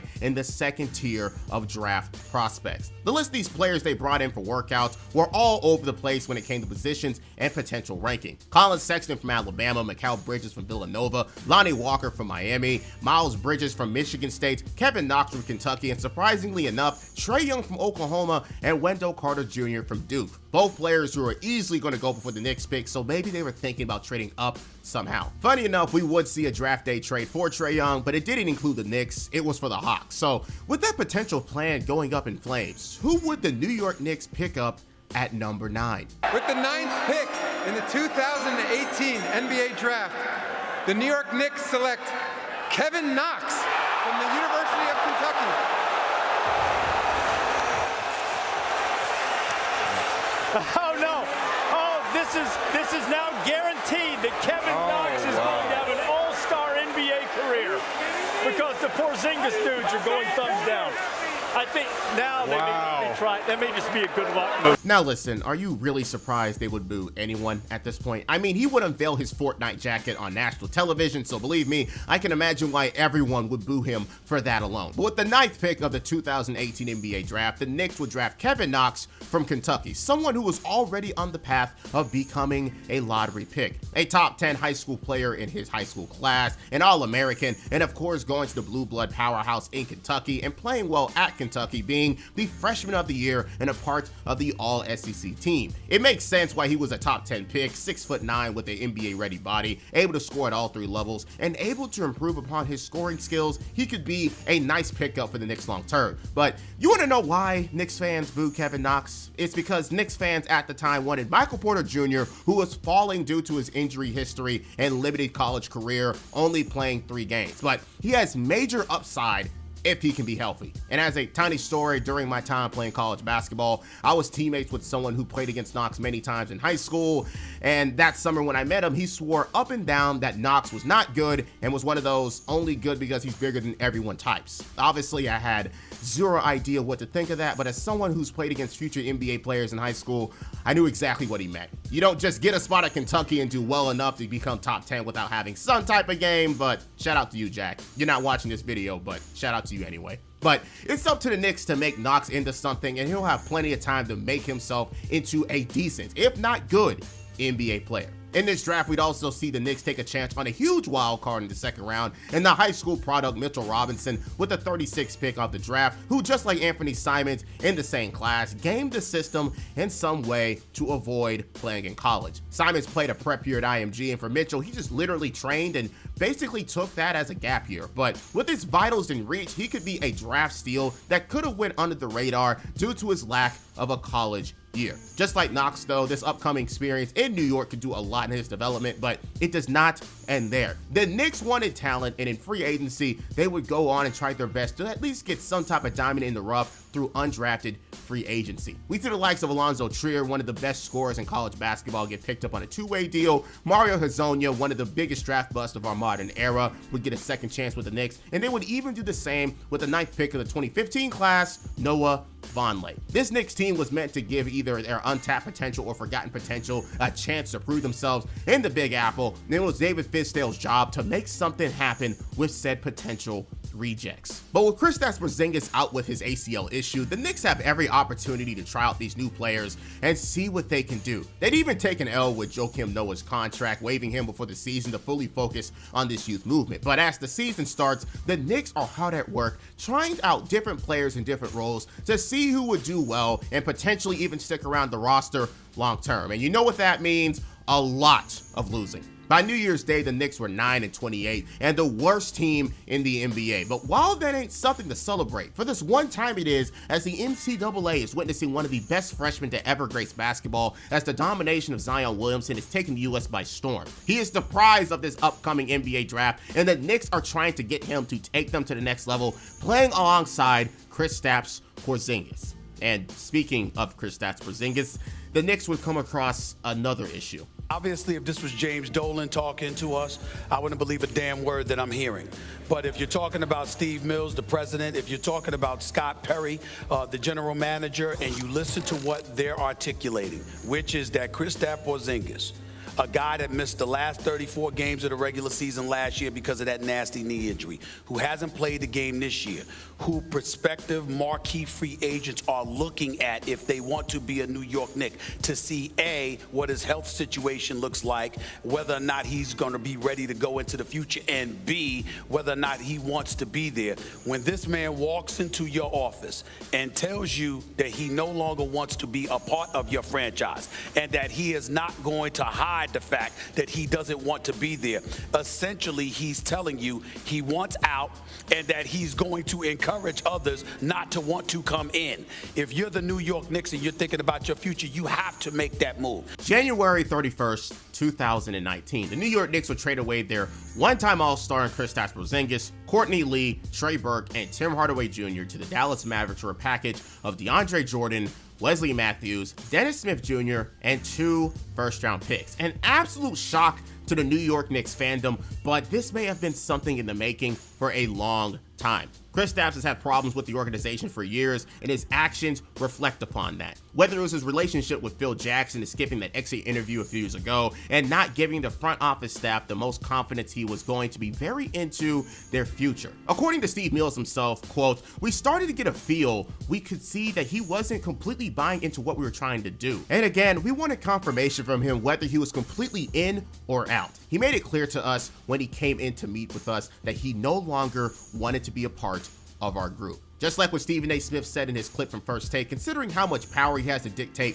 what can happen in the organization when it comes to attracting players to New York and much more, this trade unfortunately needed to happen. He's on a contract year to get his rookie extension. It's safe to say just to go on and do this now rather than to potentially rot with him there with him doing absolutely nothing. Crazy enough though, during this time, Kristaps was even linked to going to New Orleans for Anthony Davis, but that trade never happened due to Kristaps having a red flag of potentially not wanting to sign with the team he's traded to. So once again, the Knicks were forced to trade with the Mavericks, who had someone he wanted to be with in Dirk Nowitzki and rookie Luka Doncic. It was a messed up situation altogether, but the Knicks' hands were tied and they tried to get as much as they could from the Mavericks. In exchange for giving up Porzingis and a few more decent players, the Knicks got the expiring contracts in DeAndre Jordan and Wesley Matthews, which is really key as it opened up $70 million in upcoming cap to be used in a really stacked free agency class, 2 first-round picks, which is good on its own if you use it right, and a player who Knicks fans wanted at one point in the draft,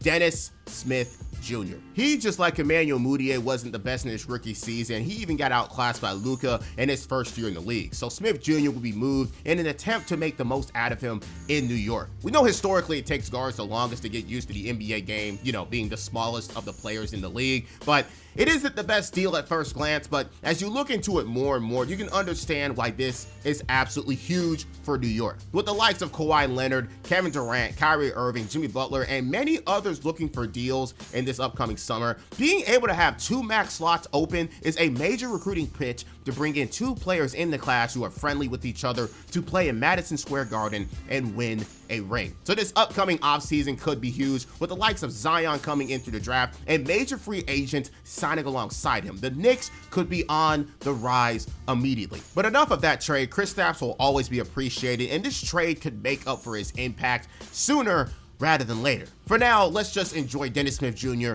and see what he could do in the Big Apple. He's never been a strong defender. And the chant of "We Want Frank" is starting here at the Garden.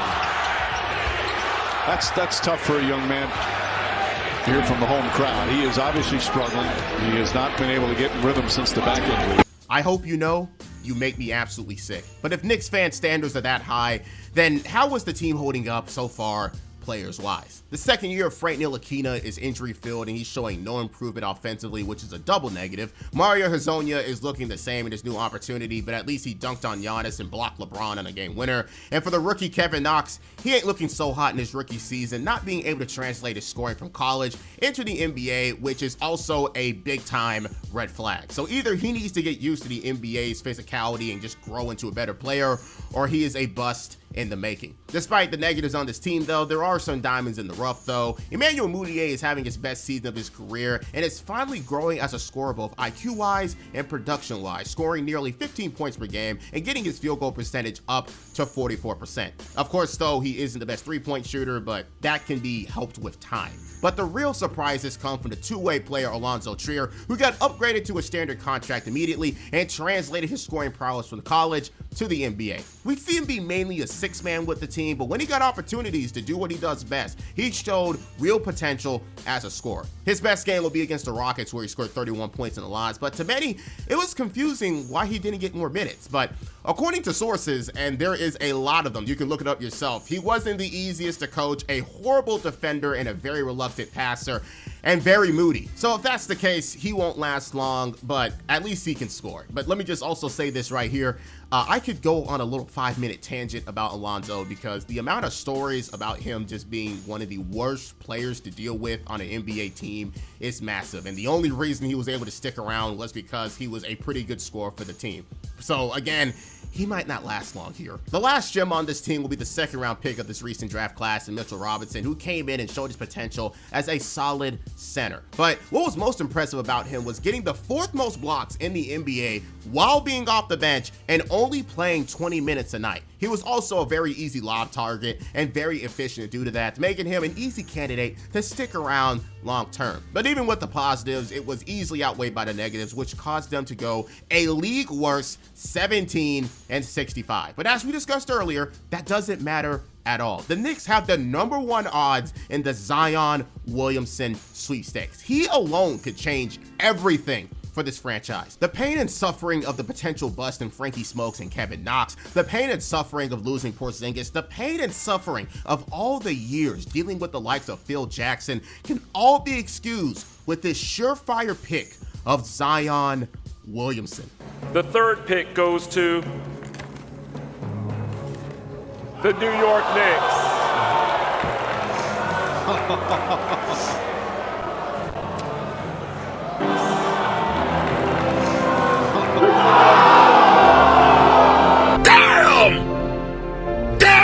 Well, that's another thing to add to the list. First, AD couldn't become a Knick because Porzingis didn't want to re-sign with the Pelicans. Then the Knicks lose out on the sweepstakes of Zion Williamson. Can this get any worse? Say it with me. Yes, it can. It can always get worse. So what do you do from here? Well, you still get a top 3 pick, and as usual, the top 3 players are unanimous in their order. So the world already knows who the Knicks are picking, and getting anyone else would be a crime against humanity. But there's always that free agency class coming up, and the $70 million the Knicks have saved up for 2 stars to come to New York and money to spare for depth. So while Zion won't be a Knick, someone of importance will be. So as the season dies down, the Knicks are bad, but they won't be for long. So how will they operate this summer with the entirety of New York expecting a splash to be made in some way? Well, while things ain't perfect, the Knicks are still in a pretty decent spot. For once, no major changes are being made in their management or head coaching position, so the Knicks have a clear plan of how they want their summer to go. Draft the obvious pick at #3 and attract some major talent in the 2019 free agency class. Now, with the depth around their team is not the best for those players to work with, if the Knicks buy in now with whoever joins, we can see a complete 180 made on this team. So let's not waste any time. The 2019 NBA draft is here, and Knicks fans have to see Zion Williamson go to New Orleans while also witnessing the rumors of Anthony Davis going to LA at the same time, which has to hurt. And with the 2nd pick, the Memphis Grizzlies, who jumped the Knicks also, would take the sophomore standout in college, John Morant from Murray State, who would have been an instant smash hit in New York. And with the unanimous 1 and 2 picks taken, the Knicks are projected to take the unanimous 3rd option in this class. With the 3rd pick in the 2019 NBA draft, the New York Knicks select RJ Barrett from Toronto and Duke University.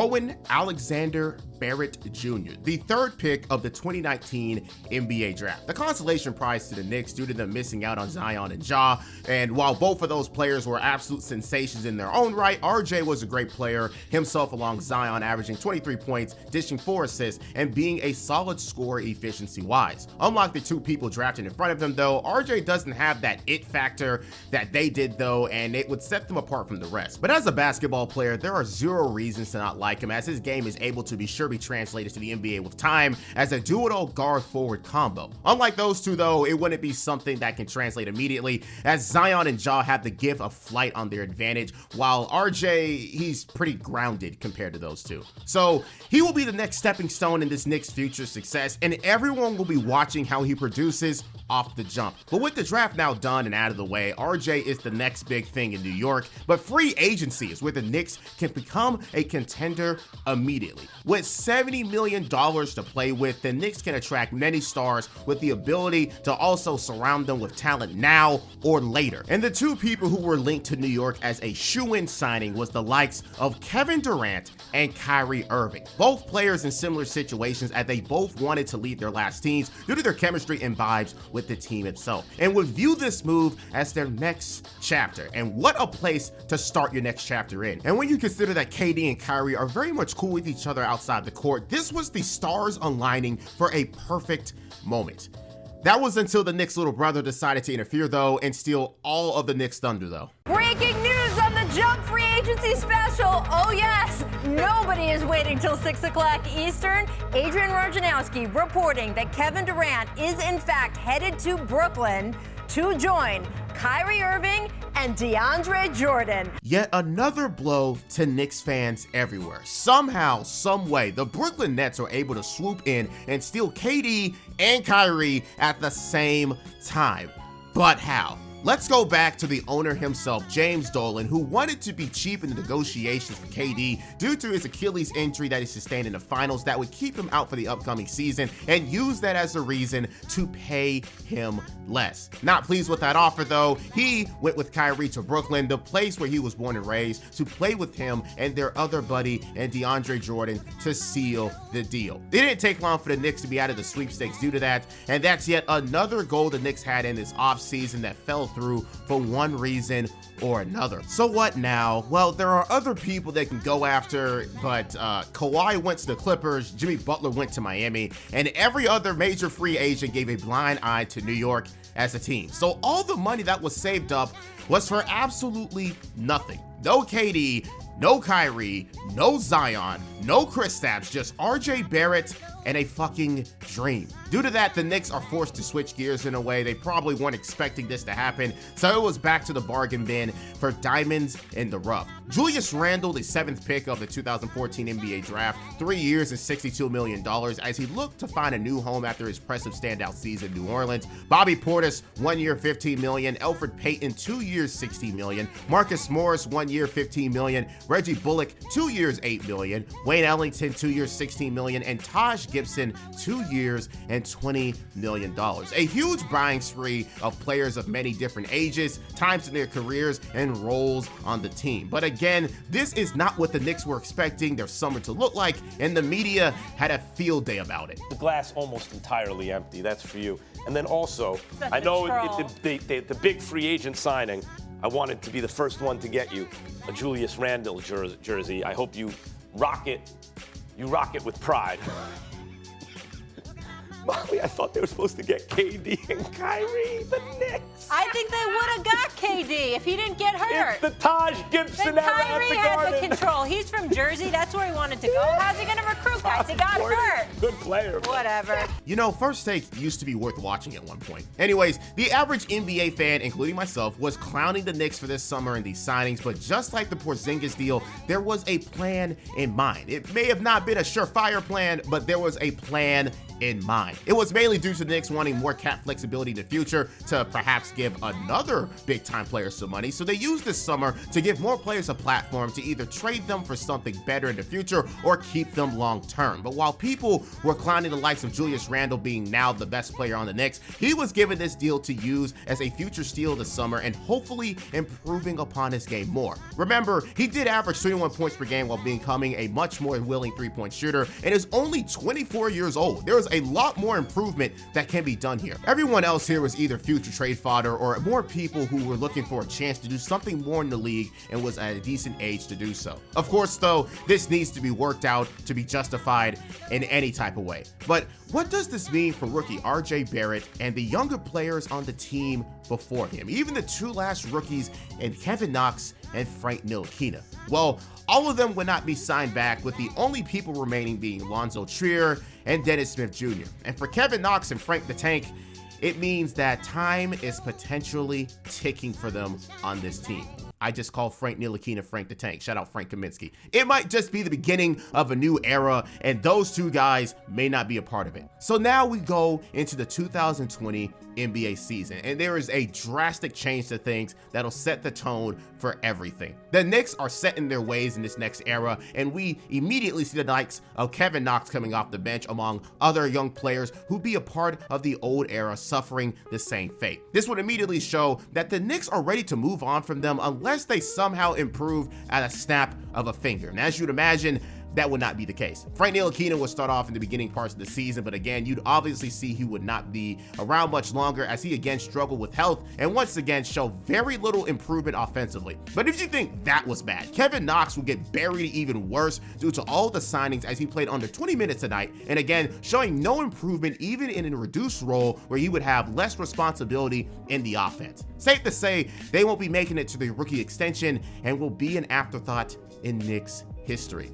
Well, kind of not really, because Kevin Knox in a Fortnite jacket, that will never go away. But with how things are being established here, there are still plenty of things to talk about. The Knicks in the 2020 NBA season will see themselves still struggle as a team, starting off things 4-18. But to most, that was expected. They may have made some interesting signings in the summer, but they are still not good enough to compete in the Eastern Conference if their best player is Julius Randle. But we'd see an interesting headline for the Knicks soon during the season on December 6, 2019, where they would fire David Fitzdale only after a season and a half to end yet another coaching hire in this video. This firing would seem justified with the Knicks as they are currently on a 9-game losing streak while losing games by 10 or more points 9 times already. The Knicks aren't competing in the slightest and a change is needed. For now, since it's very early in the season, the likes of Mike Miller would serve as a temporary coach for the time being, but this wouldn't be the only change in the franchise, as only a few months later, we'd see another mix-up at the top of the food chain. February 4th, 2020, the New York Knicks would fire Steve Mills from his position of president, and you can only imagine why, due to his lack of success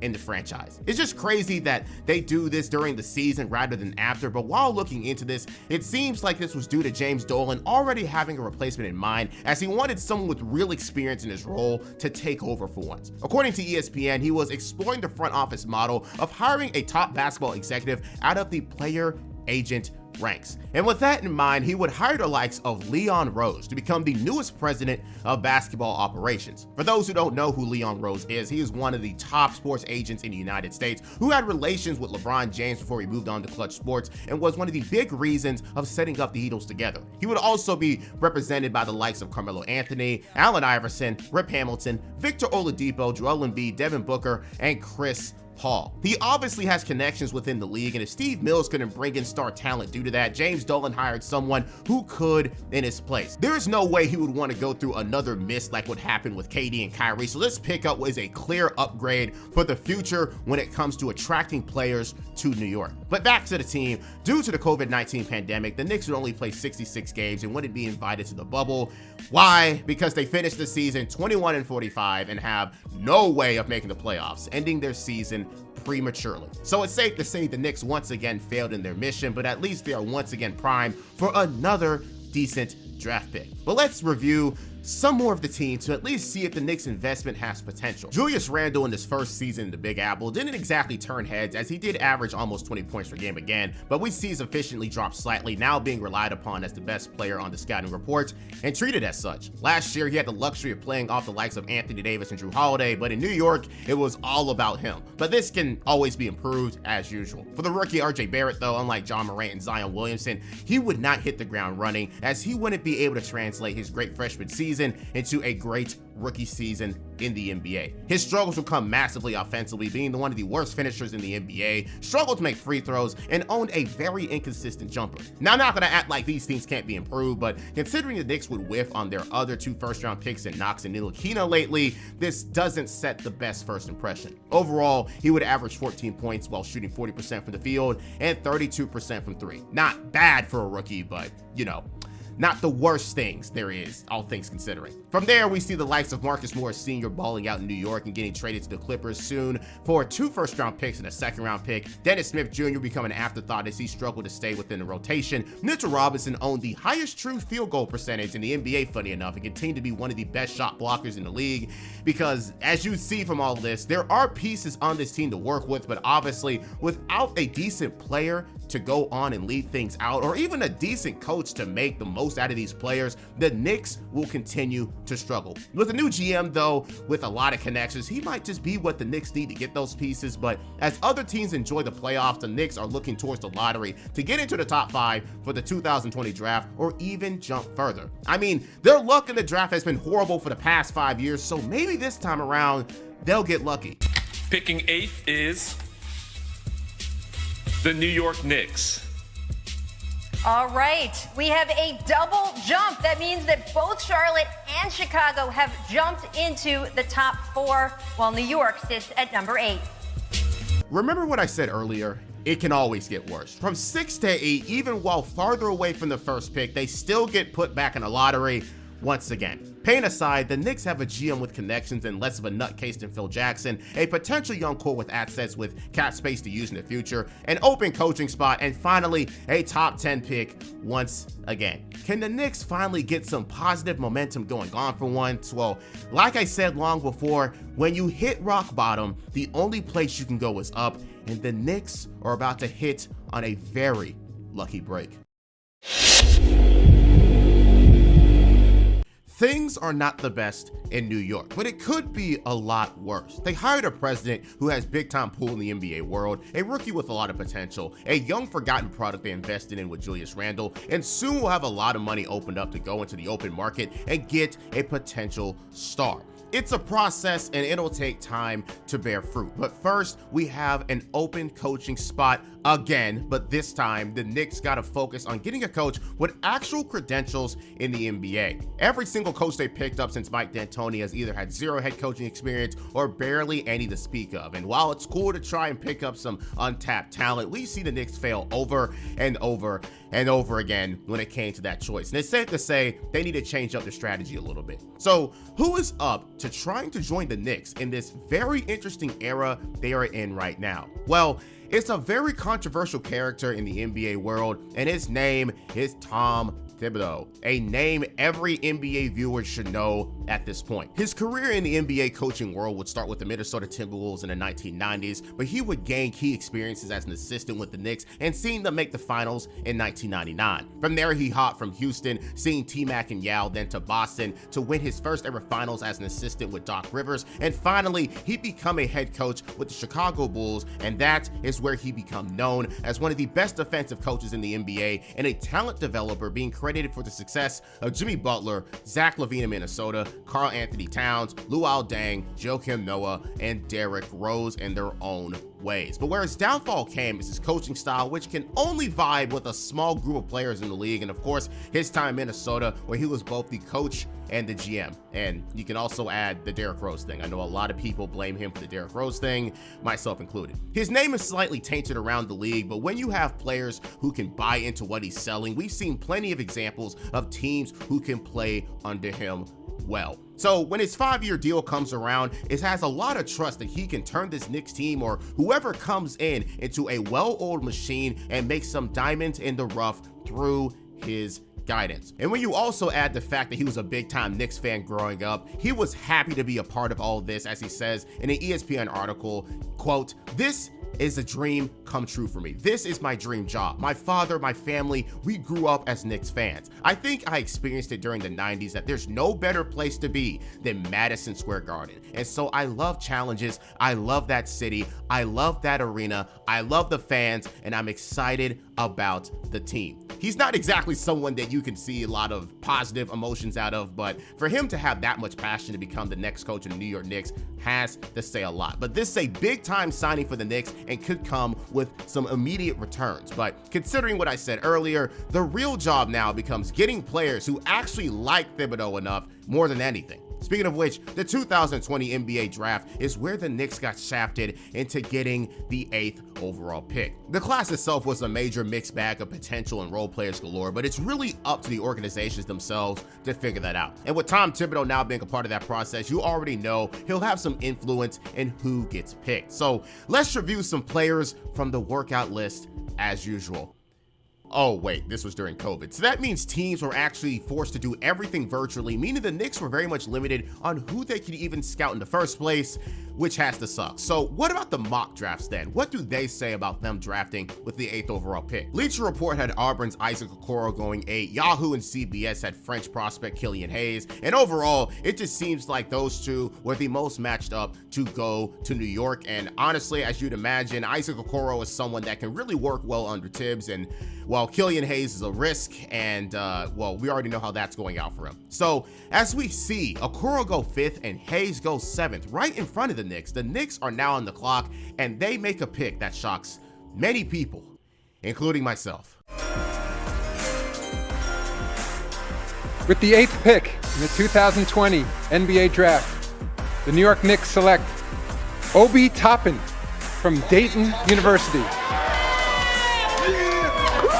Obadiah Richard Toppin Jr., or known in the NBA space, Obi Toppin. His story is pretty unique, mainly being an unknown in the college space and not being much of a big-time recruit at all at a high school, but after his redshirt freshman year at Dayton, he'd absolutely explode onto the scene, dominating his conference and becoming the NCAA's Player of the Year. He would average 20 points, 7 rebounds, and most impressively shoot 39% from 3, even though it was only on 2 attempts tonight, but it at least shows that he can make it, and had the highest effective field goal percentage in the entire D1 NCAA space at 67%, and of course, led in regular field goal percentage at 63%. With stats like that, you'd expect Obi Toppin to go top 5 if anything, but when you look into his game a little deeply, it kind of makes sense, and it was the main reason I wasn't very big on him going into the NBA. First, off the rip, he's coming into the league at 22. I know a lot of people don't like that sort of thing, but it must be considered when it comes to his future development and how much time he has to really turn into anything. But his main issues on the court is the fact that his best qualities in the NCAA isn't the best carried over to the NBA, and that's mainly due to him not being the best scorer on his own, heavily relying on other guards in the flow of the offense or system that he's in. And if you add along the fact that he's a horrible defender on the perimeter and post, which can make him unplayable in certain situations, all you have at the end of the day is a hyper-offensive power forward who can't play center. It works in the NCAA with the right system, or hell, really in any system considering how D1 basketball can be sometimes, but in the NBA, that is not an archetype that can do much without a system truly based around him. So some people online seen him as best as a role player, myself included, but what's even more weird is the fact that they drafted a clear and pure power forward when they already have Julius Randle, who they just paid last offseason. And unfortunately, I can't even find information on the reasoning for this selection, so we can either leave this one up in the air or assume that the Knicks picked up the best available prospect in their mind. For now, he's the Knicks project to work on, and maybe Thibodeau can make something out of him. But anyone who knows Uncle Tom, he isn't the easiest coach to crack the rotation for, and he values defense and hustling over everything. With the draft out of the way, the Knicks are once again very busy this offseason, this time getting a mix of players who work well with Tom Thibodeau for obvious reasons and making trades. During the draft, the Knicks would make a move to bring in another great draft prospect as they trade their late first-round pick in the class in Leandro Balmaro for the 25th pick in the class, Emmanuel Quickley, in a 3-team deal. Quickley at Kentucky stayed for his sophomore year where he won SEC Player of the Year, but still dropped in the class due to his inefficiency as a scorer despite being a knockdown three-point shooters. So you know what that means? A lack of an inside-the-arc game, and it hurts him big time. Alongside his lack of a knack of a playmaking gene, you can only imagine why he dropped originally. But he can be tapped into potential-wise. We've seen guards who were similar in his game expand after a few years in the league and in the right system. The Knicks would also add depth in Alec Burks, 1 year, $6 million, Nerlens Noel, 1 year, $5 million, and they would bring back the likes of Elfrid Payton to another small deal. But even with these new pickups, were there any expectations for the Knicks to be relevant again, even with a new coach and maybe decent depth at best? Nope, not at all. ESPN had them ranked as the third worst Eastern Conference team coming into the season with a 2% chance to make the playoffs. It makes sense. You really don't know what can happen this year with not a lot of development in sight and the pickups they made potentially serving little value. But what I love about the NBA is the fact that sometimes you just never know who will be good out of nowhere. They double team him, able to force a jump ball. Burks finds Randle. Randle in the corner. Harris all over him. Randle step back three, puts it up. Shot. It's good. It's good. Randle gets the bounce and he ties the game with 5.1 remaining. Look to foul them. Knicks are out of timeouts. Valanciunas hits one of two. Knicks trail by 2. Here's Barrett. Ties the game at 1:14. And the Grizzlies call timeout. Your New York Knicks are back. Kind of. The Knicks are a completely different team compared to last year and are looking like a competent basketball team for the first time in a long time. And it's led by the additions from last year and RJ Barrett and Julius Randle in particular, who took a huge leap after his first year in New York. RJ Barrett just played out and improved as a scorer, now being a 40% three-point shooter and a much better inside-the-arc scorer, while Julius Randle took his experience from last year and finally made that improvement that people saw for him as an ultra-versatile power forward out of Kentucky. Comparing his play style in the beginning of his NBA career to now, it's completely night and day. He's taking people off the dribble, he's creating his own shots, doing step-back threes, and even made himself responsible for the playmaking duties, averaging a career-high 6 assists per night. He'd also increased his numbers from 20 points per game last year to a career-high 24, and is now shooting a career-high 5 threes a game at a 40% clip. And remember, he is not taking the easiest three-point attempts, making it at this type of rate. But the wildest stat of them all, and it wouldn't be a Tom Thibodeau team without this stat, he is leading the entire NBA in minutes played, because of course he is. He's playing for Uncle Tom himself. But even with the rise of those two together, overall the Knicks owned the slowest pace in the NBA, and as a team wasn't the best offensive unit out there, only scoring 107 points a night. What really kept them in games though was their suffocating team defense led by Nerlens Noel and Mitchell Robinson in the paint, which caused them to own the best scoring defense in the NBA. But again, at the All-Star break, the Knicks would still be vulnerable to their own problems, and it showed in their 19-18 record, which despite only being a game over 500, was the 4th seed.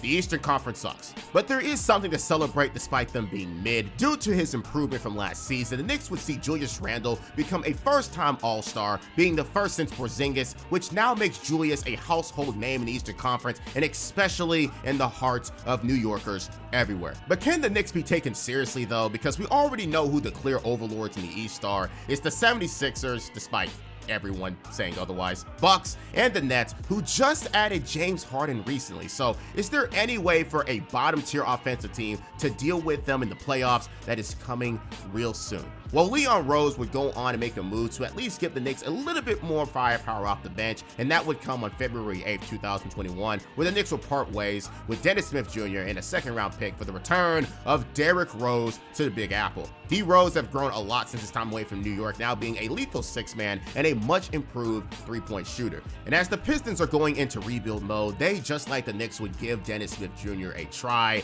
and give up Derrick Rose, who can help this Knicks team who just needed a little bit more firepower to prepare for the playoffs. After the All-Star break though, the Knicks become a little inconsistent in their efforts of winning and trying to go for that playoff push, at one point losing 5 of their last 6 games and being 25-27 due to that.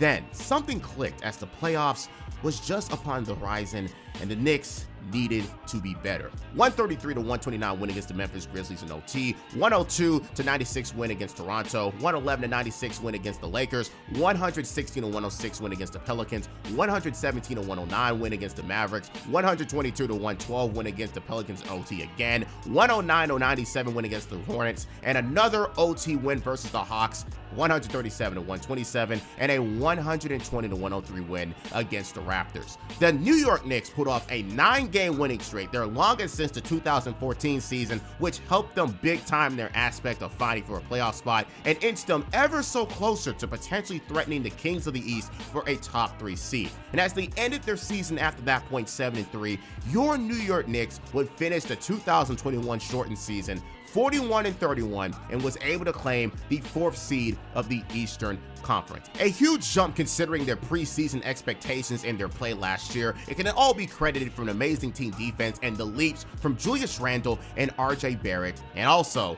Tom Thibodeau's system. This season alone shows the Knicks to be a team who can make something happen in the future with just a few more tiny pieces. But we first have to see how they play in the playoffs first. More on that soon. But first of all over the team, you have others who contributed to this team's success outside of those two. Nerlens Noel, who stepped up in Mitchell Robinson's absence, the scoring off the bench from Alec Burks and D Rose, the knockdown shooter in Reggie Bullock, and even rookie Emmanuel Quickley, who was able to crack the rotation and provide more shooting off the bench. Overall, the Knicks would become the best scoring defense, holding teams to an NBA low 33% from 3 and an NBA low 44% overall, and themselves would be one of the best converters of 3-point shots at a nearly 40% clip altogether. They didn't shoot a lot of them, but when they needed to, they made them. But despite this season's success, we would see the likes of the 8th pick, Obi Toppin, barely be a part of this rotation, and we can finally consider Frank Kaminsky, Frank Ntilikina, and Kevin Knox as afterthoughts in Knicks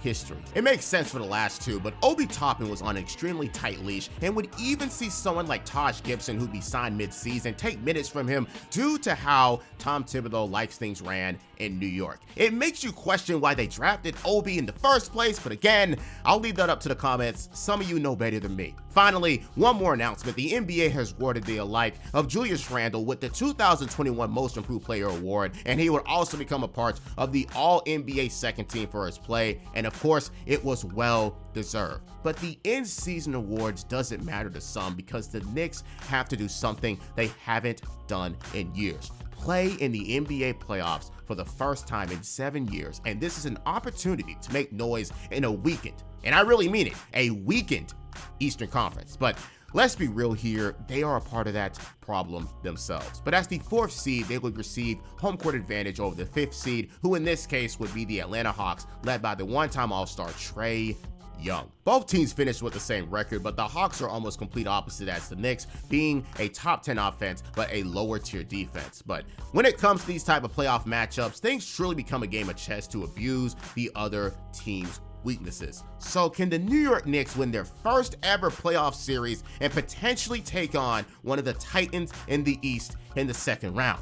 What Game 1 would start a horrible trend that I unfortunately have to torture Knicks fans for the next couple minutes for, and that's the horror we all know as dubious Randle. Playoff Randle.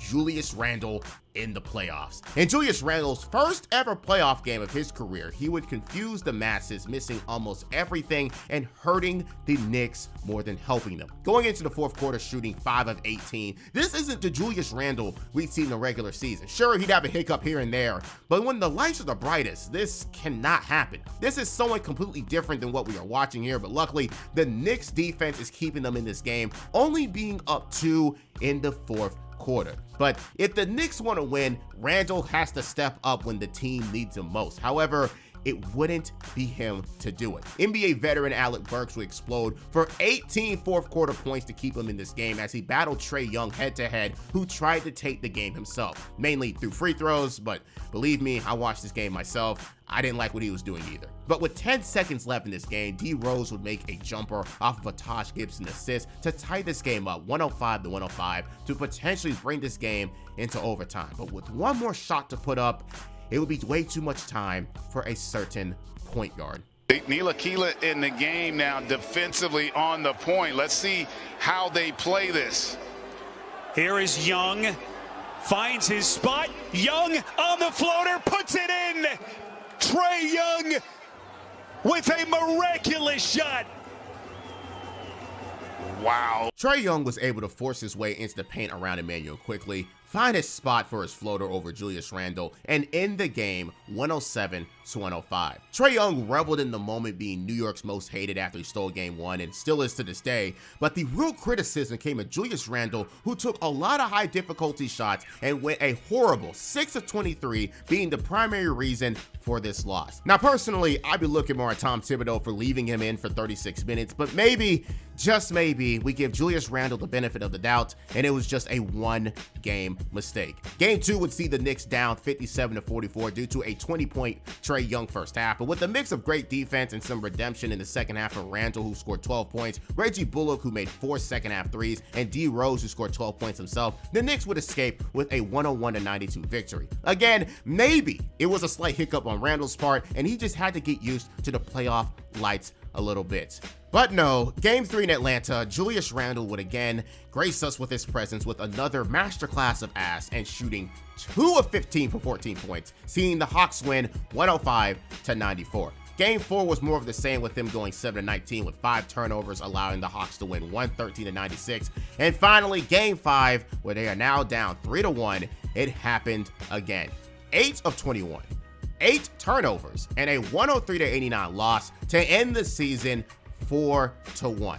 What the hell was that? Julius Randle, in his first ever playoff series, seriously went for 18 points per game, shooting 29% from the field, being outscored in a series by an old and broken down D. Rose, no offense, and shocking the entire NBA community. This is the most improved player we're talking about here, by the way. How do you go from looking unguardable at times in the regular season with his shot creation skills and now being an entire bricklayer just like that? And if you remember, in this series, the Hawks allowed him to shoot and do whatever he wanted. They allowed him to shoot himself out of this series with the occasional double team here and there to bait him into taking even worse shots. An absolute slap to the face to Knicks fans and a funny time on NBA Twitter, unfortunately. But seriously, what do you even make of this as a team? Did he just expose himself as someone that can't even lead his team anywhere when the lights get bright? Because this is the most important time of the season. All that stuff in the regular season does not matter if you go into the playoffs and fall apart, because that performance right there cannot, should not, will not happen again, hopefully. The Knicks next year might be targeted for an easy playoff series win if that's the case. So has this great season that bombed in the playoffs way too quickly ended? I guess all you can do is hope for better. The Knicks have talent, a clear game plan, a nice coach, and a star potentially. But what you need now is a little bit more cohesion, potentially more depth to take things to the next level, and more progress from your young duo in Julius Randle and RJ Barrett. It'll be interesting to see how the Knicks go from here, but as long as it's not an encore of what happened in the playoffs this year, it'll be better than anything else. The New York Knicks embarrassed themselves, or at least Orange Julius did that in his first ever playoff series of his career. But like I said earlier, this is a season to build off of, and there was a lot to be happy outside of that tiny little mistake. There will be money open up for better players next year, another season of development for Julius and Barrett, and more cohesion in a tried and true Tom Thibodeau system. But with limited assets in terms of money for this one season and 2 late first-round picks, this offseason for the Knicks could be one of the more quieter ones we've talked about in a while. No one's getting fired, no draft pick to be hyped up for, and no money being wasted on someone. Some argue that it could be good for their team in their position, some argue otherwise, but with the 19th and 21st picks of the 2021 NBA draft, the Knicks went with some interesting picks in this class. The 19th pick went to the high-flying center Kai Jones from Texas, and the 21st pick was used on Tennessee product Keon Johnson. And there were even some key picks in the second round with Jeremiah Robinson-Earl and another high flyer in Jericho Sims. But the Knicks weren't in the market for young talent, so almost all of them were traded on draft night. Kai Jones to the Hornets for a protected first-round pick in 2022. Keon Johnson was sent to the Clippers for a second-round pick and the 25th pick of the class, Quentin Grimes. And Jeremiah Robinson-Earl was traded for West Virginia standout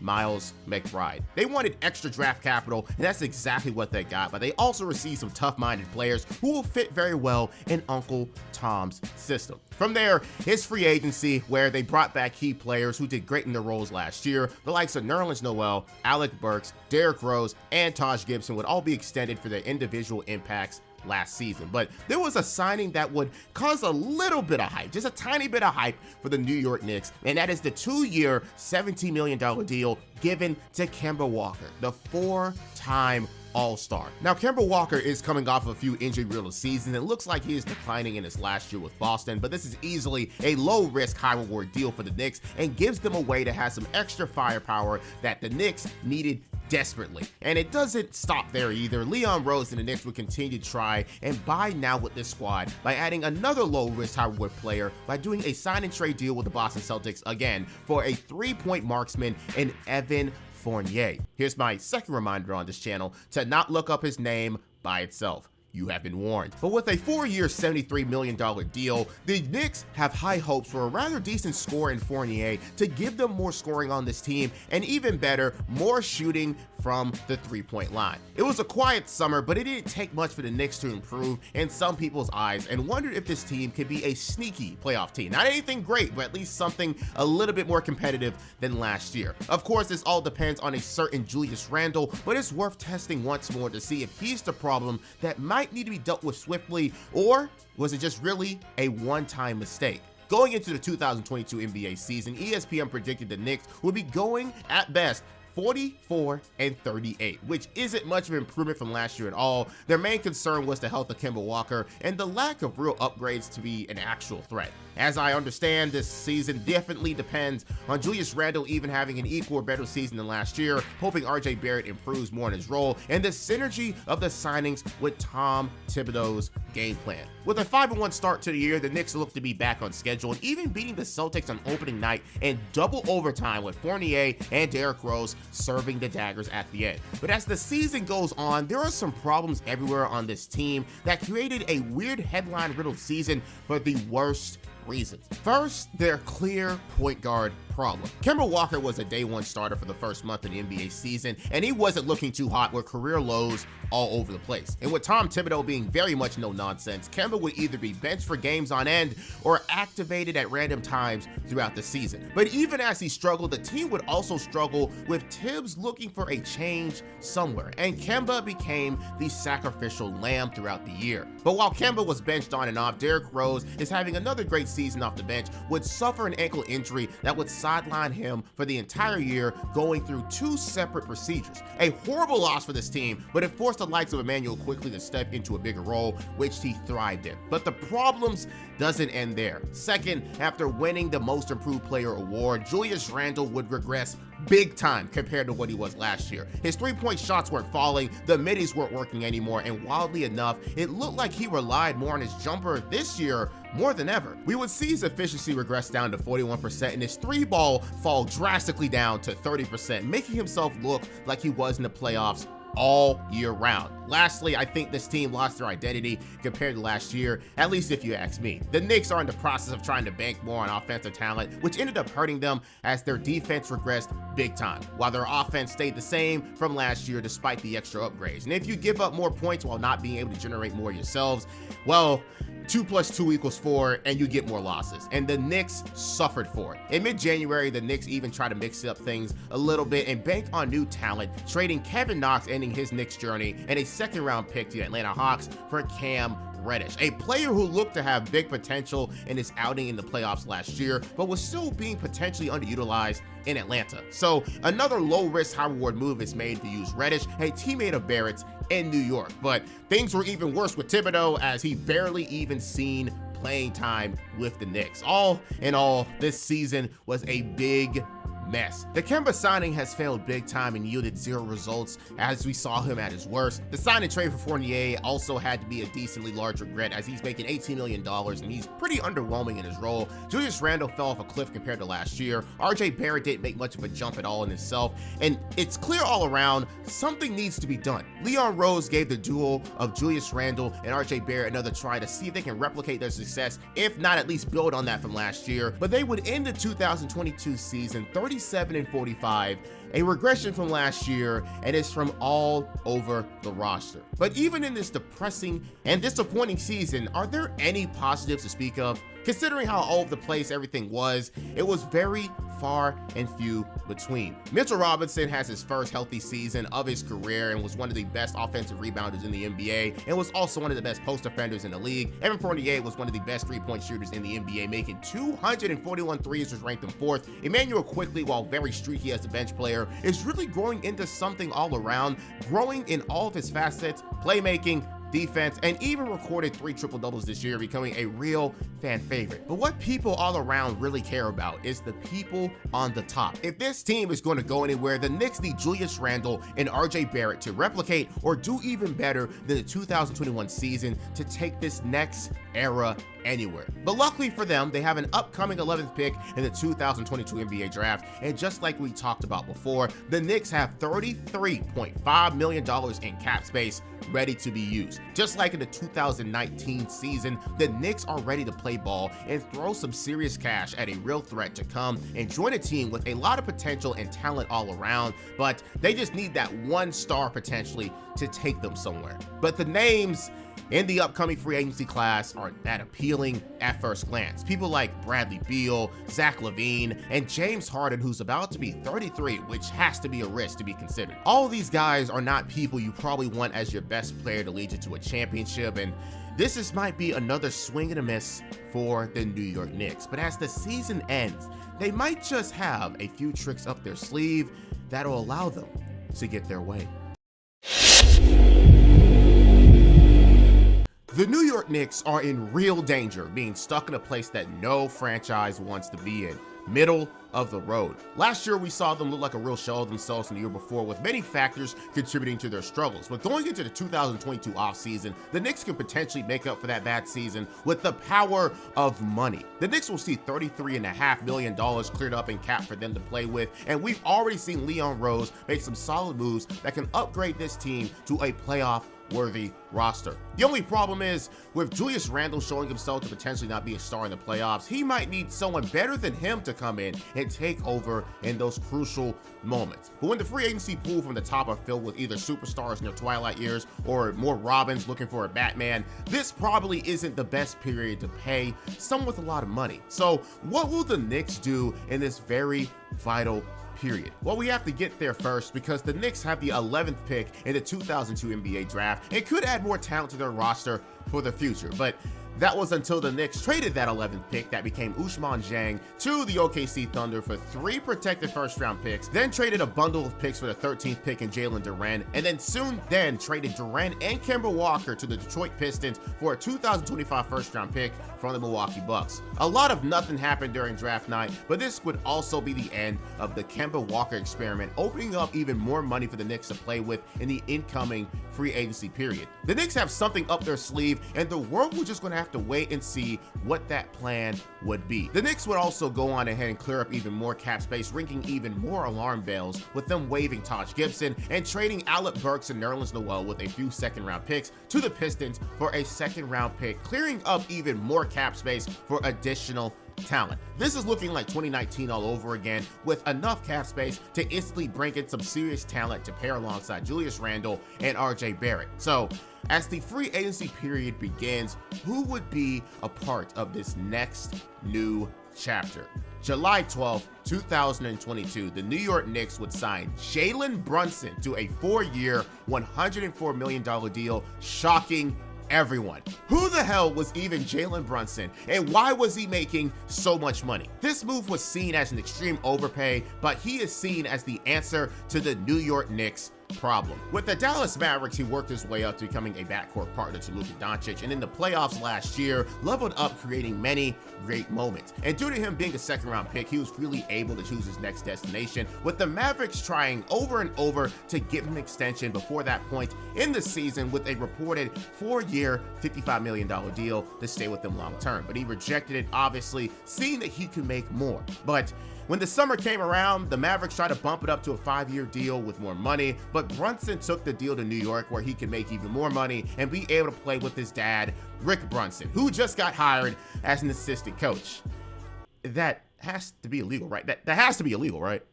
Oh, it was illegal, I was about to say. But enough with the details. This move was trashed by literally everyone. It was seen as yet another Julius Randle-like move where the Knicks are trying to bank on some young talent looking for a new home, and it's seen as yet another offseason when the Knicks could have got something much better and potentially even settled for less. It does seem like a little much for Jalen Brunson, who might be the 15th, 16th, 17th best starting point guard in the NBA. But look, the Knicks have needed a point guard for so long. But, I mean, do we think Brunson is a guy that is going to bring them to a second-round playoff series? He's not. So I understand it. Yeah. I'm not sure. I mean, he's not like, if he was a transitional, big-time alpha dog player who you know could be a big piece to a championship, you can see it. He's not that. Trading their first-round pick away. And for what? To go all in on clearing cap space in hopes of signing Jalen Brunson? Look, I mean, Jalen Brunson is a nice player.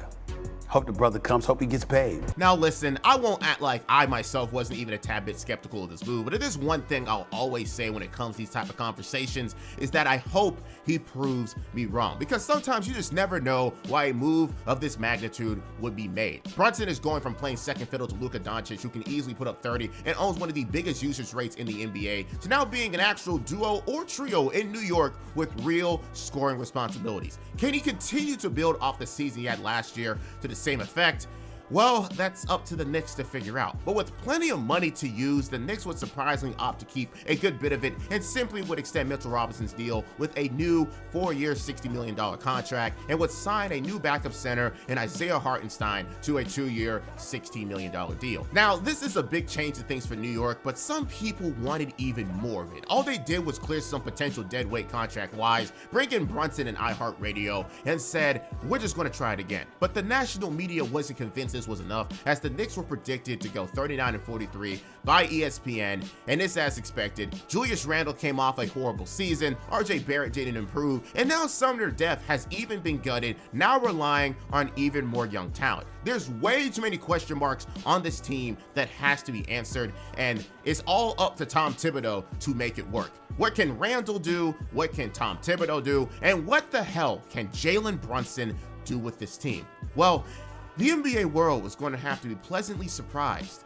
by the signing of Jalen Brunson. Hart to Barrett, three-pointer, in and out. Hart, the offensive rebound, back out to Brunson. His three, bang! Jalen Brunson from downtown, a 10-point Knick lead.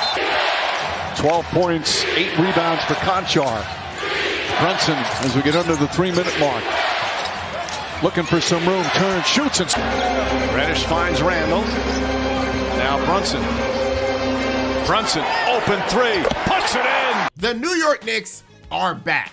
Again, kind of. The signing of Jalen Brunson is bringing in massive returns, and he is easily showing himself to be able to do a lot more than he led on in Dallas. He knew it, the Knicks knew it, his dad on the assistant coaching staff knew it, and he was showcasing it in the 2023 NBA season. But the Knicks overall, though, they are very much still inconsistent. By the November 30th point of the season, the Knicks are 10-12, and while they are one of the better offensive teams in the NBA, they are suffering defensively, and it creates a lot more interesting results. What makes it even worse is the teams that they're beating by this point aren't any real competition, and they are losing against teams that are actually good and badly. December, though, will be a huge month, getting an 8-game winning streak at the beginning of it, but then dropping 5 straight after. And it's unfortunate to say that the Knicks this year are a real roller coaster in action, and if you're a New York native, you're just going to have to be here for the ride and hope it ends up being a good one. By New Year's, the Knicks were 19-18 and had a lot to celebrate, but also had a lot to address at the same time. First, Jalen Brunson came to this team and took over as the main ball handler and sharing scoring duties with Julius Randle. His and Randle's fit together is a match made in heaven, as they both routinely torch defense every night. Brunson's point per game would go up and soar to 24 points per game and would even throw 6 dimes while not even breaking a sweat, and while also not seeing his field goal percentage drop at all. His scoring in the league is legit, and it makes him a scary threat to deal with in the league now that he has a major platform. For Julius, due to him having a competent second option, he is more free to score, and his numbers would bounce back to his 2021 form and would even create a new career high of 25 points per game due to the fact that not every single defense in the league is solely looking at him, as this would make Brunson and Randle one of the premier scoring duos in the NBA. But where does this leave RJ Barrett in this hierarchy? Well, he would show himself even in a lesser role to not improve much. Even with the prospect of having an easier time scoring with 2 other players taking most of the attention away from him, he is still being very underwhelming as a threat and would see even his 3-point shot drop down to 31%. Overall, this move has done a lot more good than bad and would bring New York a real scoring threat that can also help Randle look good once again. But this move would also mean that some of the players who didn't have as big of a role would get more playing time compared to last year, and they would take huge advantage of this. Quentin Grimes, who would become the new starting shooting guard, would fit into his role smoothly, being a knockdown shooter and doing everything asked of him. And most impressively, Immanuel quickly would take another leap in his game, becoming one of the premier 6-man in the league and even coming up in big moments as a starter. He has a big-time future in the NBA as a player, and his development came at a great time in this period for the New York Knicks. But as they continue to go through the season, it was clear that this version of the Knicks isn't their final form. They are way too inconsistent, and they have too many holes to continue to patch up. Evan Fournier, who's being paid big bucks, got taken out of the rotation just like Kemba did last year, which created Quentin Grimes' breakout season. Obi Toppin and Cam Reddish are not being used in the rotation themselves, which makes them very much expendable eventually. And now Mitchell Robinson gets another injury in the middle of the season. It's clear that Julius, Brunson, and a few others are clear pillars in this next era, but some cleaning is necessary for better pieces if they expect to go anywhere in the lopsided and very much top-heavy Eastern Conference long-term. Going into February, the Knicks are still going through the same issues I talked about earlier, but they eventually have some positive momentum with a 28-25 record. And with a chance to improve ever so slightly, Leon Rose decides to finally get up and make a move. February 9th, 2023, the New York Knicks in a 4-team deal would trade Cam Reddish, Ryan Arcidiacono, and a 2023 first-round pick to the Portland Trail Blazers to receive back Josh Hart, a type of player that Tom Thibodeau probably has wet dreams about. One of the best role players in the NBA that hustles on the boards, knows how to make good plays for his teammates, and plays great defense. Easily someone who needed to be on a contending team, and now he finds his place on the Knicks, where he can primarily do all the dirty work and play with his old college teammate, Jalen Brunson. Also, shout out to the Roommates podcast. Those two have a really funny dynamic as teammates. Anyways, this shows that Leon Rose is willing to make moves and knows that the time to do something is now, with Brunson and Randle at their best. So it's expected that the Knicks will continue to make move after move in the summer, or at least in the future, if the opportunity shows itself. But as we get into the All-Star break, we have even more news. Julius Randle road back to redemption continues as becoming a 2-time All-Star for his great play in this season so far. However, that would come at the detriment of Jalen Brunson not making it himself, even though he was one of the best point guards in the Eastern Conference. But remember, this was the same year Drew Holiday made it off the record of the Bucks and was chosen by the coaches. Some was on Drew's side, some was on Brunson. Personally, I wanted to see Brunson in the All-Star game, but there are other years he can make it, and the true goal of these players is to win a championship. Who cares if he gets snubbed? Okay, some people care, but you know what I mean. Oh, and Julius Randle gave us one of the funniest moments in possibly All-Star Weekend history.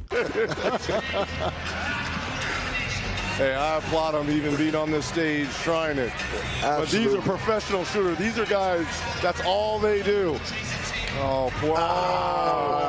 Whoever thought bringing Julius Randle to a 3-point contest was a good idea deserves to be fired. And you know what? Not fired, banned from anything related to sports. Anyways, back to the regular season. The Knicks, with a new acquisition and with the playoffs on the horizon, are ready to go on a great final stretch, and they gave us their best basketball of the season. With a 14-8 record to end their year, the Knicks end their season with a record best in this new era of 47-35, a 10-win improvement from last year, and it's a complete breath of fresh air. It only took a few changes, but the changes were very much necessary. The Knicks needed a new scorer, so they signed one who was on the rise in Jalen Brunson, which in turn helped Julius Randle come back to form, and the Knicks have too much on their bench not doing anything, so Leon Rose traded a few of them for someone who will play a great role in Josh Hart. As with those few changes, the Knicks are back to being competitive and can carry the surge into the postseason as the official 5th seed of the Eastern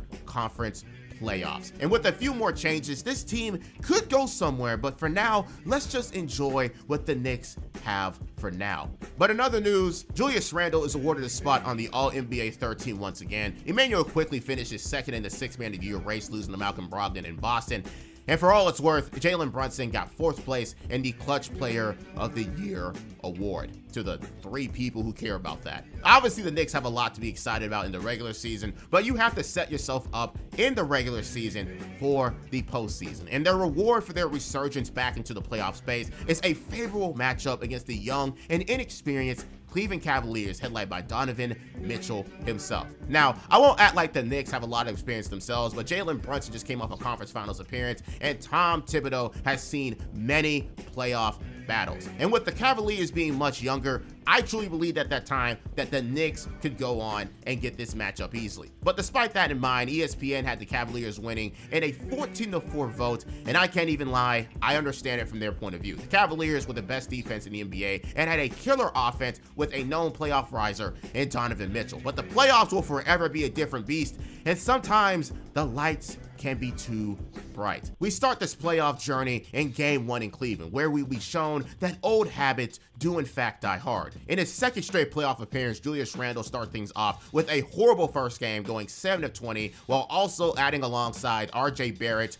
2 of 12 game. You have a recipe of disaster waiting to happen and a potential first round bounce. But no, going into the fourth quarter, the Knicks are actually up 78-70, and it's due to Jalen Brunson looking like a real leader, going 7 of 15 in 3 quarters, and the Knicks defensively oppressing the Cavaliers enough to squeak by with a 101-97 win and avoiding a fourth quarter comeback from Cleveland. Jalen Brunson is made for prime time, and it's the reason he was signed to New York in the first place. But if he has to carry the entire operation with Randle being back to his usual playoff self and RJ Barrett being incapable of stepping up, things could get ugly real quick. Game 2 actually saw Brunson and Barrett falter to the top-rated Cleveland Cavaliers defense as they made 14 threes and ran away with a 107-90 win. Now back in New York for Game 3, they would enjoy some of the best home court advantage in sports at Madison Square Garden, where the Knicks defense would force 21 turnovers and shut down Darius Garland, making him go 4 of 21. And despite a 3 of 15 game from Julius Randle, still would come out with a 99-79 Game 3 victory. Like I said earlier, this stage might be a bit too bright for the young Cavaliers squad, and you're seeing it here as Tom Thibodeau is potentially out-coaching JB Bickerstaff and is even avoiding his own demise, as the Knicks aren't even playing the best offensively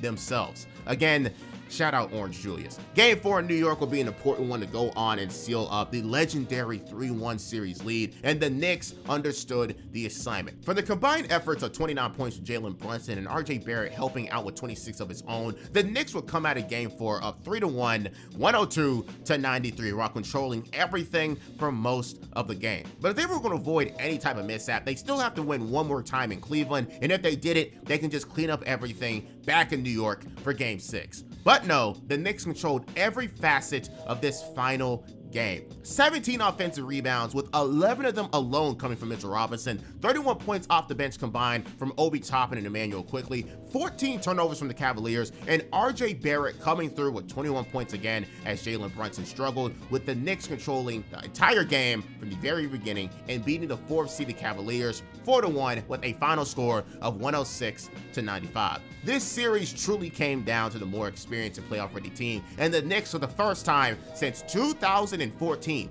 makes it past the first round and actually look like they're going to be on their way to a potential finals contender. But a lot of people can be honest about this situation and admit that the Knicks still don't seem ready, as offensively, they are still very much a mess. Randle did his usual thing, going for 14 points while shooting 33% from the field, but at least this time around, Brunson is here to take away the ball from him, so we wouldn't be talking about another first-round series loss. But credit where credit is due, RJ Barrett came through in this series on a couple of stages, but maybe there is just some hope.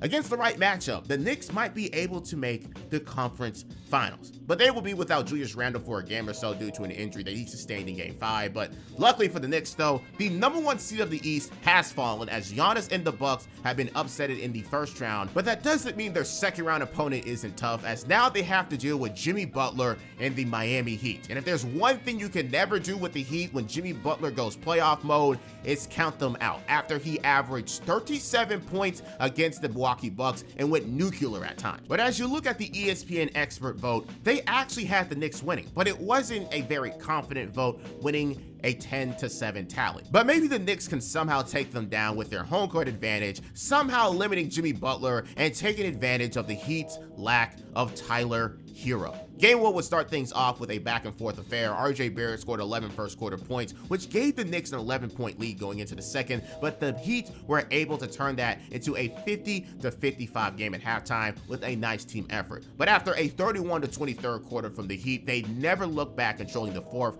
winning Game 1 108-101 off the back of 25 points from Jimmy Butler and 20 points from Gabe Vincent. This is a team with finals experience the Knicks are facing here, and despite missing Tyler Hero, we all know the Heat are known for getting the most out of their undrafted and second-round talent in a next man up system. Game 2 would throw a curveball though, as Jimmy Butler would be out nursing an ankle sprain from the game before, and the Knicks would see Julius Randle return back to the lineup also, as they take full advantage, winning Game 2 111-105. But it wasn't easy in the slightest, relying on a 10-point fourth quarter from both Brunson and Josh Hart, but overall, seeing Brunson score 30 points to lead the game. Julius Randle also had his first game of the playoffs, scoring 25 and almost getting a triple-double, and RJ Barrett would go on and add another 24 points himself. So of course, you know what that means. You pissed off Jimmy Butler, and he wasn't going to take this one sitting down. Game 3 in Miami, the Knicks got crushed by their lack of offensive firepower, seeing Julius Randle go 4-15,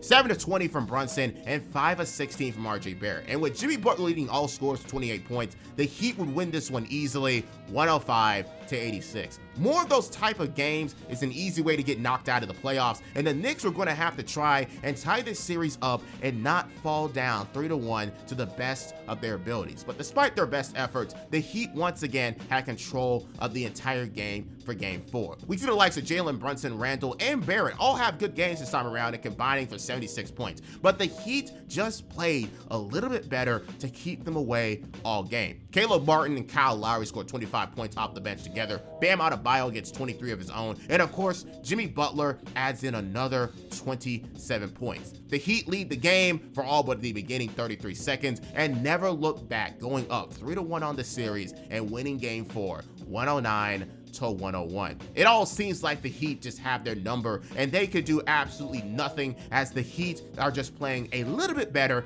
to get these wins. And now the Knicks have the hardest challenge in the NBA to overcome now, and that's coming back from a 3-1 deficit. Game 5 back in New York would at least give the Knicks some hope, as they would have home court advantage, but we'd see the Heat have a pretty mid performance all around, as the Knicks this time gained control after a 24-point quarter from Barrett and Brunson, and then the big three scoring all 34 of the team's points in the third to give them a 10-point lead going into the fourth, which they kept and won the game 112-103 off the backs of 38 points from Brunson, 26 from Barrett, and 24 from Randle in their best trio performance in this playoff so far. If they can replicate that 2 more times, there is hope that they can come back, but that is way easier said than done, especially as they return back to Miami for a crucial Game 6. You could tell that immediately Jalen Brunson already had it in his mind that he was going to carry this team on his back. 15 points in the first quarter to give the Knicks a 31-24 lead, and 22 overall in the first half. But Bam Adebayo retaliated with 11 of his own in the second quarter to give the Heat a 1-point halftime lead. What gives? You already know the answers to that. 2 of 7 from Randle in the first half, and 1 of 5 from Barrett. It can't just be Brunson on his own, especially after what they did together in their last game. Going into the fourth, it's now a manageable 3-point deficit for the Knicks, and this is where they have to play their best basketball of their careers to extend this series. But once again, Jalen Brunson gets 13 points in the fourth quarter, and every other Knick shoots 1 of 9. It didn't matter what Brunson did in this game, as he finished with 41 points, a playoff career high. The Heat had enough to squeak by, and his team couldn't help in the most important game of the season. Game 6, Knicks lose 96-92, and Brunson scores nearly half the points as they would lose to the 8th seed themselves. Obviously, while this season wasn't a resounding success, it's a sign for things to come, as the Knicks can consider themselves back in the Eastern Conference top teams. But they can still improve big time as a unit to take them to the top. However, some people might disagree with that. RJ Barrett looks like he's done improving. Julius Randle will always be defined by his shortcomings in the NBA playoffs. And while Brunson was an amazing acquisition in free agency, he cannot do everything alone. So, if you're Leon Rose, what else can you do from here? Well, as the curtains go on and close going into the summer, there is a lot that needs to be addressed, as the Knicks, for the first time in a long time, can actually be taken seriously. And if there's a chance to go anywhere in this Eastern Conference or even be a potential finals team, there might be a lot of changes happening for the betterment of this franchise. But it might come with a few sacrifices to get to that goal. The New York Knicks were games away from making their first conference finals since the 2000, yes, the 2000 NBA season. With a new pickup in Jalen Brunson, the Knicks were able to see themselves truly have something to be happy about for the first time in a long time in the form of a competitive basketball team. But the crazy thing is, this team can be better, and there are truly only a few people who are safe on this team long term. Who are those people in particular? Well, that'll be found out eventually. But the Knicks are literally knocking on the door of an NBA championship with some luck and a few upgrades. And going into the 2023 offseason, due to their money's management, they have some flexibility to make a move or two and even draft capital to play with. Leon Rose is in full contention mode, and he'll make whatever move he has to get the New York Knicks that much closer to the ultimate goal of the Larry O'Brien Trophy. However, with no picks in the 2023 NBA draft, the Knicks can truly focus on free agency once again and continue to maximize this team's potential in any way possible. And as usual, Leon Rose wasted no time trimming the team out to make even more space. On July 7, 2023, the New York Knicks would go ahead and part ways with yet another person who did not work out in the draft in the form of Obi Toppin, sending him away to the Indiana Pacers for simply a second-round pick in 2028. Was it expected for Obi to get traded eventually? Some say yeah, some say no, but has he worked out with this team so far? Not at all. The thing is, he wasn't a player who Uncle Tom liked enough to give him any major chances, and with Leon Rose knowing what that meant, it was only right to trade him to a team that would actually make use of him. Letting him run on the Knicks bench would benefit no one, so at least he can get paid in Indiana, being useful to a really offensively heavy team with a playmaking superstar in Tyrese Halliburton, but also at the same time opening up a little bit more room in the cap space department for more moves in the future. Speaking of which, there was only one signing the Knicks made around this time, and it was to another Villanova product and Dante DiVincenzo, aka the Big Ragu, who signed to a 4-year, $46 million deal. His time in the NBA has been an interesting one, dealing with being underutilized in almost every stop he has been in, especially when he was in Sacramento, if you remember that viral story. But with Tom Thibodeau, if he likes you, he will play you. Kind of a match made in heaven if you consider his roots in Villanova with Jay Wright, and double that when you consider he's joining his teammates from college in Josh Hart and Jalen Brunson. Are the Knicks trying to say something here with this reunion?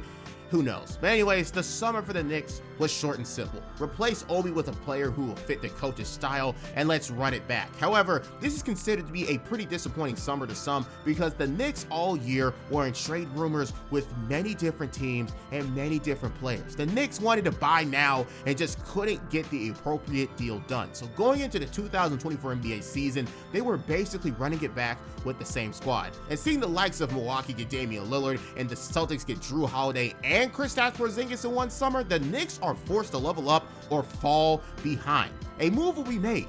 It's only a matter of time. But in the meantime, though, the Knicks are ready to build upon their last season despite their lack of change in personnel. And just like last year, the Knicks are taking the league by storm with their all-star duo and their league lowest pace that basically makes every game a playoff pace game. This season around, though, we truly see a change in hierarchy as Jalen Brunson will continue his role from the playoffs last year and have it carry over to the 2024 NBA season, with him being one of the best scorers in the NBA that year. We see him explode and becoming a top 5 point per game category scorer and have a career high of 28 points per game as a 6-foot guard, and just like last year, staying efficient while doing it. If you ask me, when it comes to the scoring outbursts we've seen through people in the last 5 years, Jalen Brunson's season this year is one of the most impressive considering his stature in this league full of giants and versatility on the perimeter. But even with Brunson doing all of that, Julius Randle still didn't slack in his role, putting up similar numbers to last year, making this duo even more dynamic. But yet, this team still could be better, and they had the pieces to pull off something. There are teams looking to sell, and the Knicks are trying to buy now. By Christmas, the Knicks were 17-12, and despite the great season from Brunson and Randle, they are still not there in the top 3. In fact, they were 6th in the Eastern Conference standings at that time. Well, like I said earlier, the Knicks are in win now mode, and any weakness needs to be dealt with, and it's time to make some risk for the potential of getting into the top of the Eastern Conference. December 30th, 2023, the 17-15 New York Knicks, looking for a burst, would trade away their 3rd pick of the 2019 NBA draft, RJ Barrett, Emmanuel Quickley, and a 2024 second-round pick to the Toronto Raptors for Malachi Flynn, Precious Achiuwa, if I'm pronouncing that right, and OG Anunoby. A trade that is rather interesting on both sides. When it came to the Knicks, this is a risky move. RJ Barrett was mainly mid for the Knicks once again. It can easily be replaced by someone else better, and Emmanuel Quickley was balling off the bench, which I'm sure is going to hurt the Knicks a little bit for not having someone like him who can replace Brunson when he needs the rest. And considering this is a Tom Thibodeau team we're talking about, rests don't really come so often. So why this trade in particular? Well, OG Anunoby has proven himself to become a much more reliable scorer in the post-Kawhi years in Toronto, and obviously as one of the best defenders in the NBA, he could be a clear upgrade to RJ Barrett in the starting lineup while also being the team's primary defender to some of the best players in the NBA. Because before this trade, the Knicks didn't have someone of that caliber to deal with the best players in their conference, so from that standpoint, this is a beautiful upgrade and a sad breakup to RJ Barrett and Emmanuel Quickley. But there is bad news to consider from this trade too, and it's the fact that the main reason OG was on the trade market in the first place is the fact that he wanted a fat payday, and he's on a contract year. So this deal has an obvious secondary note on top of it. Leon Rose is willing to pay for one of the best 3-and-D players in the league, making the Knicks a big 3 of Brunson, Randle, and OG Anunoby. That's not bad, but will it be enough to deal with the rest of the Eastern Conference, considering that now their best bench player is gone too? Well, it was worth it to retain OG long-term in the eyes of the front office. And what a return on investment this was, because as soon as OG started to play, the Knicks were a completely different team starting off in 2024 on a 5-game win streak, and at one point going 15-2 in their last 17 games. That OG trade changed everything. Now having a reliable defender, and finally, is another knockdown shooter on the perimeter who fits so well in Tom Thibodeau's system, something that not a lot of players can say they can do. This streak during the season allowed and showed the Knicks to truly be one of the best teams in the Eastern Conference now, limiting their weaknesses as much as possible and making them a top 10 team on both sides of the ball, going from the 6th seed on December 25th to now ranking up to the 3rd seed by February 1st. But this streak didn't come easy though, because the Knicks would be tested in the worst way possible from here on out. Butler misses. Hard pushing pace. Here's Randle. All the way to the goal. Blocking foul on Jaquez as Randle is... In a playoff matchup from last year on January 27th, 2024, Julius Randle, after driving in, would fall awkwardly, and the day after, the Knicks would receive the worst news. Julius Randle dislocated his shoulder, and it would sideline him for the rest of the season. This is the type of thing that can totally tear down the entire season and end any type of hope of going anywhere in the playoffs. When it comes to the NBA, sometimes it takes a tragedy for someone else to make a name for themselves. For now, the New York Knicks are going to try their best to make up for its loss with another opportunity showing itself to take advantage of. February 8th, 2024, the New York Knicks would trade a package of Quentin Grimes, Ryan Arcidiacono, again, Malachi Flynn, and Evan Fournier to the Detroit Pistons for Bojan Bogdanovic and Alec Burks. Obviously, this is another multifaceted trade, getting rid of the contract of Evan Fournier and getting back another expiring in Bojan, but this is an emergency trade to get back some offensive talent off the bench with a very experienced scorer in Bojan Bogdanovic. But in return, they did have to give up a promising player in Grimes, whose role was reduced because of Donte DiVincenzo's impact, plus Evan Fournier wanted to get out of New York anyway, so it works out for both sides. But going from New York to Detroit is certainly not anything to be celebrated for any reason whatsoever. But again, this is for some extra firepower offensively and more cap flexibility in the future, something Leon Rose has been exceptional at executing. Now, let's skip a few weeks because we have something to celebrate at the All-Star break. For the first time since the 2013 season, with Carmelo Anthony and Tyson Chandler, the Knicks would send a pair of teammates to the All-Star game in Julius Randle and Jalen Brunson. Both absolutely deserved, especially for Brunson, who got snubbed last year and leveled up to the point to where he couldn't be denied. Of course, we all know that Randle will be replaced, but again, this duo can go places. It just sucks that Randle won't be in service until next season. But despite his injury, the Knicks after the All-Star break wouldn't lose a step at all, and it starts from their one and only signing from last summer. Donte DiVincenzo is torching the NBA from the three-point line and is finally taking advantage of his role. From the time Julius Randle was injured until the end of the season, Donte DiVincenzo would average 20 points per game and make 4 threes a night at a 38% clip. He absolutely stepped up with the absence of Randle and was thriving in his upgrading role, which would make the Knicks not lose a step at all and would keep them going to try to compete for that top seed in the East. From the All-Star break until the end of the season, the Knicks would maintain their post-OG momentum, going 16-10 after the break, and once again meeting a new milestone in this new era, finishing with a 50-32 record. The first time in a decade since they achieved a 50-win season. Whether it was Jalen Brunson playing at an MVP level, the OG trade transforming this team into a two-way threat,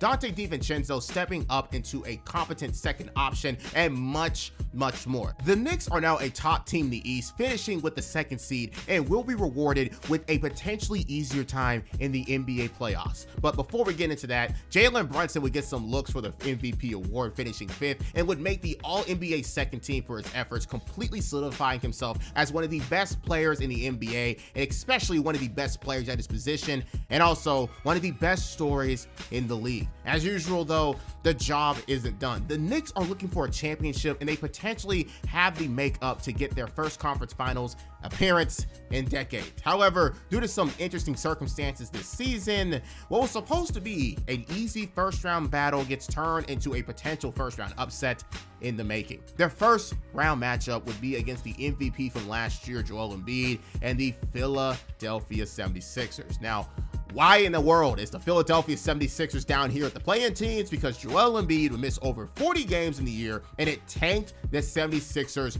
hard. But now he's healthy enough and ready for the playoffs, making things very interesting for the New York Knicks, especially without their starting center for the first couple of games and power forward who is out for the year. But the playoffs aren't meant to be easy, and this will be a real test to see if the Knicks are ready for prime time once again, even when they're at a huge disadvantage against the reigning MVP. Game 1 was a great showing of just how this series was going to be, and it was going to be a back and forth affair. This 2 versus 7 matchup felt more like a 4 versus 5 because no matter how much people didn't want to admit it, this was going to be an even series talent-wise. And each quarter of this game, somebody new on each side would take over. 15-point first quarter from Embiid, giving the 76ers a 34-25 lead. Then a surprise that Miles McBride would come off the bench and score 13 of his own in the second quarter to give the Knicks a 58-46 lead going into halftime. Then once again, both Kyle Lowry and Tyrese Maxey will both score 12 apiece to give the 76ers a 3-point lead going into the fourth quarter. Both teams would steal the momentum from each other every quarter, and now it's time to see who would come out of this first game alive. But some old habits do unfortunately die hard, as Joel Embiid would go 0 of 6 in the fourth quarter, while Josh Hart scores 13 in the final frame to give the Knicks the win, 100-11 to 104 in this thriller of a first game.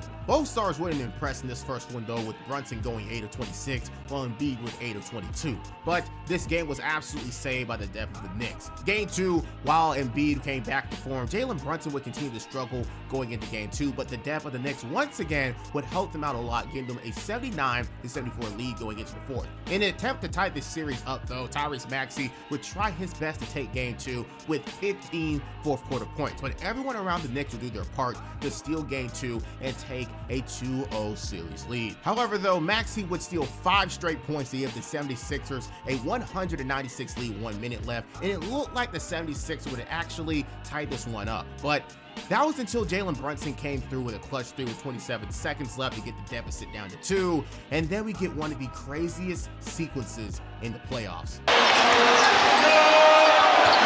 2-point game.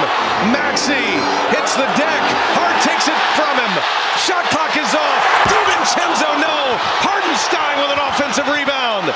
Another chance here. DiVincenzo, he's got it. The Knicks have the lead again. In a weird inbound situation, Josh Hart was able to rip away the ball from Tyrese, and the rest was history. Donte DiVincenzo overshoots the first, one of the best offensive rebounders in the NBA, and Hartenstein gets the rebound, throws it back out, and he makes the second. 102-101 Knicks. And with Joel Embiid missing the game-tying 3, the Knicks escape with another win in New York, 104-101. The Knicks are getting very fortunate with their depth around Jalen Brunson and how well they are playing so far, because Brunson in his first 2 games isn't playing the best, but as long as they win, there isn't really much to criticize him about. Game 3 though, despite Brunson's return to form with 39 points, Embiid would also go back to looking like the MVP we know him to be by scoring 50 points and making 19 of 21 of his free throws from the line in a 125-14 win, torching the Knicks interior. And we all know that game 4s are very important for the teams in the Knicks situation. Getting that 3-1 lead makes it near impossible to lose in this series overall, and Jalen Brunson knew this was the most important game of the series, scoring 23 points in the first half. However, the 76ers knew they couldn't avoid a lose either, with a halftime score of 49-47, and the 76ers up 2 despite Jalen Brunson's efforts. But as they roll into the fourth quarter with a still tight 1-point lead, the Knicks would control the final frame, and once again seeing Joel Embiid falter in the fourth quarter, missing every field goal, winning 97-92 to claim their 3-1 series lead and potentially their ticket to the second round once again. But we all also would get a new story out of this series with the potential injury of Jalen Brunson, who suffered a knee contusion, which might hinder the playoff chances of the Knicks going forward. And as they're already missing Julius Randle, they really don't need another injury. Of course, there's the tiny group of people though, me, that believe that the Knicks were better off without Randle's potential choking in the playoffs, but that's kind of, unfortunate for you to say, but it's the truth in my eyes. But Jalen Brunson going out would be an absolute death wish to the Knicks' hopes. However, all concern would be thrown out the window as Jalen Brunson would go toe-to-toe with Tyrese Maxey in Game 5, who was trying to avoid getting taken out in the first round again, because by the fourth quarter, the 76ers were up 1 again, and the 2 guards were going after each other every possession. But it would be Tyrese who would take over this fourth quarter with 17 points in the final frame and would save the 76ers season and punish Josh Hart for missing a crucial first free throw. The Knicks up by 3. 10 seconds left in Game 5. Maxey fires! He's got it! Tie game! 8.1 to play. 41 for Maxey. 3 seconds left. Brunson, 2 seconds. Brunson at the horn. It's blocked. Overtime at the Garden. Philadelphia is not done yet.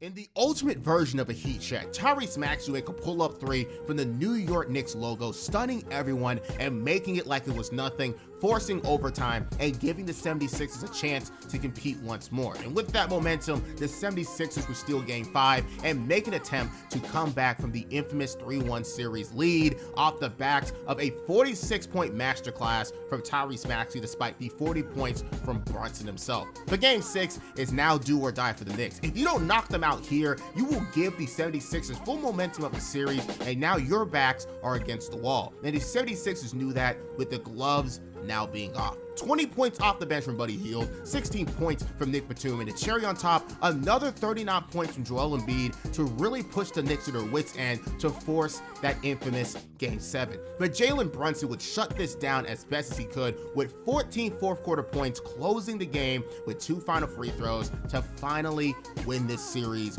118-115 to take the series 4-2. It was a hard one that they had to deal without Randle and Mitchell Robinson for a few games, but with Brunson averaging 35 points per game and 5 others averaging 10 or more a night, these 76ers were now able to be defeated, and the Knicks were able to breathe, but only a little, because their next matchup in the second round would be as bizarre as facing Embiid as the 7th seed in the Indiana Pacers. The Pacers would be one of the most polarizing teams in the NBA, with a world-class offense led by Tyrese Halliburton, Pascal Siakam, and 5 other players who would average 10 or more points or more as one of the deepest offensive squads in the league. When it comes to beating the Indiana Pacers, you either have to hope they have an off night or outscore them at their own game due to them having one of the worst defenses in the league, and to be honest with you, that is not an easy task at all. So how will the slowest NBA team deal with the fastest NBA team? Well, in the first 2 games, the Knicks were actually able to keep up with them, winning both and taking a 2-0 series lead. However,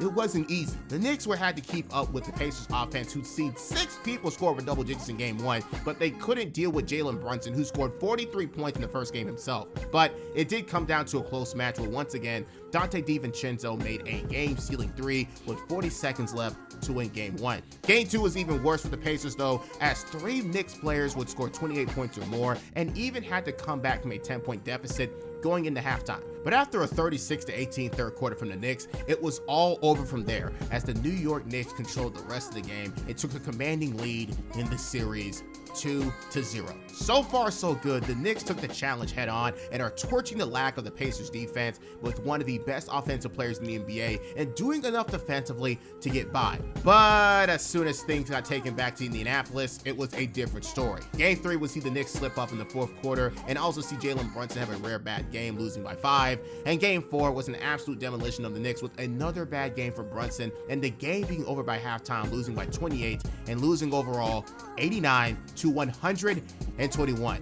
What could have changed in those 2 games? Well, in Game 2 of the series, Jalen Brunson would suffer an apparent lower body injury that is looking to affect his play, and what a horrible time to suffer one. He needs to keep playing through to even give the Knicks a chance, and he knows it. But in that 2-game stretch, the Knicks look absolutely different, and if that wasn't bad enough, guess who else would suffer the same fate but worse? Their best defender and 3-and-D star OG Anunoby, who suffered a hamstring strain, making their situation even worse, potentially being out for the series. So now we're back in New York for Game 5 in a must-win game. However, this time it would be the Pacers who had a terrible off night offensively and would be torched by Jalen Brunson again for 44 points, shut down Tyrese Halliburton to 13 points, and even made them turn over the ball 18 times in a Game 5 win, 121-91. The New York Knicks only need one more game, just one more game, to make it to their first conference finals since 2000. Jalen Brunson, while injured and without his all-star teammate, is somehow carrying them all the way to this point and can even face the Boston Celtics to try to make it to the NBA Finals. All they need is one more game, just one more in 2 tries, but they can even do it in New York. But first, they have to beat them in Indiana. However, it would be yet another slip up by the Knicks. Pascal Siakam, with a game-high 28 points and a barrage of depth from the Pacers, would turn this game into a blowout, being up by 13 at the end of the third. From there, the Pacers had all the momentum they needed and ran away with a 116-103 win for them to bring the Knicks to a Game 7. But if there's one thing that can save the Knicks, it's the fact that every game so far has gone to the home team. If the Knicks can simply squeak out one more gritty win, the Knicks can go on and escape this matchup nightmare alive and face the Celtics in the conference finals, who in their own right is a matchup nightmare too. But with injuries already plaguing the team, another one would once again end their season at the worst possible time. We check in with Lisa. Mike just got this update from the Knicks, and it's not good for Jalen Brunson. A fractured left hand. He's done for the day. Just devastating news in what has been a devastating afternoon. With 5 minutes and 40 seconds left in the third quarter and the Knicks already down 10, Jalen Brunson would chase down Tyrese Halliburton to stop the lead from getting any bigger, but in the process would break his hand trying to strip the ball down, ending his and the Knicks' playoff hopes just like that. This season for the Knicks have been full of injuries from all over and overcoming them, but in a Game 7 situation, there's no coming back from a broken hand, and the Knicks from that point couldn't keep up. Already being down 10, losing Game 7, 130 to 109, and ending everything. But despite the end of this season, there's a lot to talk about and a lot to be considered in this big time summer for the Knicks. Fans everywhere know that this isn't the last the NBA has seen of the New York Knicks, and there is a lot to build on here. With Randle and Brunson together, with the defense and shooting of DiVincenzo, and soon to be OG if he gets re-signed to the Knicks, they will be a big time threat for the next 3 to 5 years if health permits. Despite the fact that injuries destroyed this season, you can only imagine that things could have been so much better if they were fully healthy. The Knicks just need to take this summer to heal, sign back OG, and try again next year and hope for better health. Maybe make a move or two and try to upgrade the roster more, as Leon Rose is already shown to be a shark in the free agency market, and of course when it comes to making deals with other teams to really go on and solidify yourself as threats to the upcoming NBA champions, Boston Celtics. As the season dies down in a sort of disappointing and tragic way, how will the Knicks choose to retool for the summer going into the 2025 NBA season? Believe in their core and try again, or buy in with your current MVP candidate and make this team as good as possible? Well, the NBA is about to be in an interesting place, and the Knicks are about to take full advantage of a wild, wild summer. And now we're in the modern day. When the offseason started, I and many people believed that the Knicks were going to keep their current core, or at the most make a tiny change. But throughout researching this video, especially in the 2020s, I should have expected the complete opposite. Leon Rose was hired to get shit done, and that's exactly what he is doing in one of the most hectic summers I've ever seen from a team. First, Leon Rose gave OG what he wanted, a big-time 5-year and $212 million deal, which officially makes him a mainstay in New York and their immediate future. But things also got even crazier soon after, which went on and made the Knicks an even stronger force in the Eastern Conference. Big news from the NBA ahead of the draft on Wednesday. The Knicks have added another former Villanova player to join their other 3. Adrian Wojnarowski reports that the Knicks sent a bunch of assets to Brooklyn to acquire Mikal Bridges from the Nets. The Nets get Bogdan Bogdanovic, 4 unprotected first-round picks, a protected first-round pick via the Bucks, an unprotected pick swap, plus a second-rounder.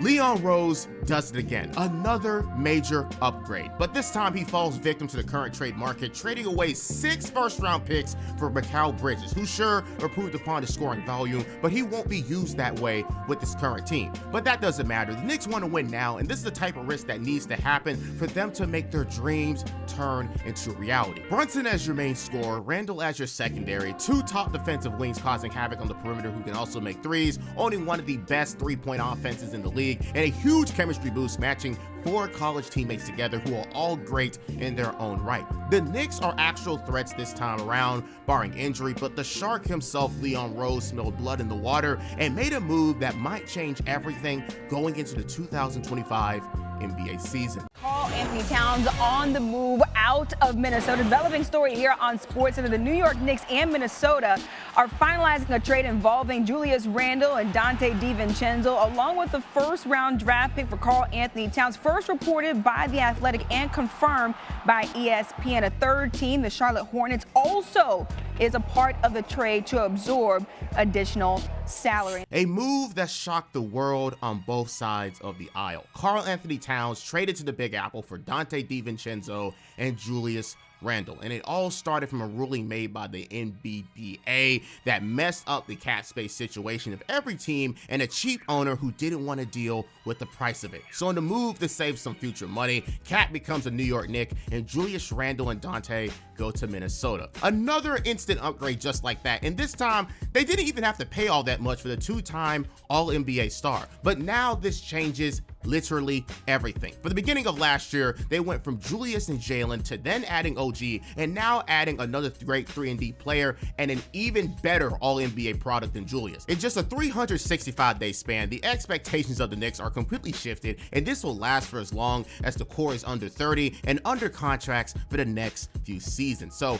how are things looking as of January 21st, 2025? Well, the Knicks are currently the 3rd seed behind the Celtics and a rolling Cavaliers team and are primed for a deep playoff run barring injury once again. The Knicks are currently the 2nd best offense in the league, headlined by Jalen Brunson and Karl Towns flirting in the 50-40-90 club and both averaging 25 points a game or more. OG Anunoby is averaging a steal and a block a game while making his threes, while Mikal Bridges owns the most minutes played a night as the Iron Man of the league. Josh Hart doing all the dirty work and getting triple doubles, and just like a few years ago, the Knicks are one of the best three-point shooting teams in the NBA. It is safe to say that the Knicks are back, and this might just be their best team since their championship contending squad in the 90s. But as we all know, the NBA is at their best talent-wise that it ever has been, and they will have to deal with the team that shoots 53s a night, a young successful Cavaliers squad, and the many threats out east. But if the Knicks can avoid the Celtics or the Cavaliers until the conference finals, we might just see a reality where the Knicks can actually make the NBA finals again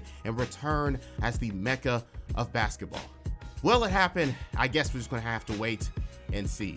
With that being said, tell me what team or player timeline you'd like to see next, your thoughts on this video, and until next time.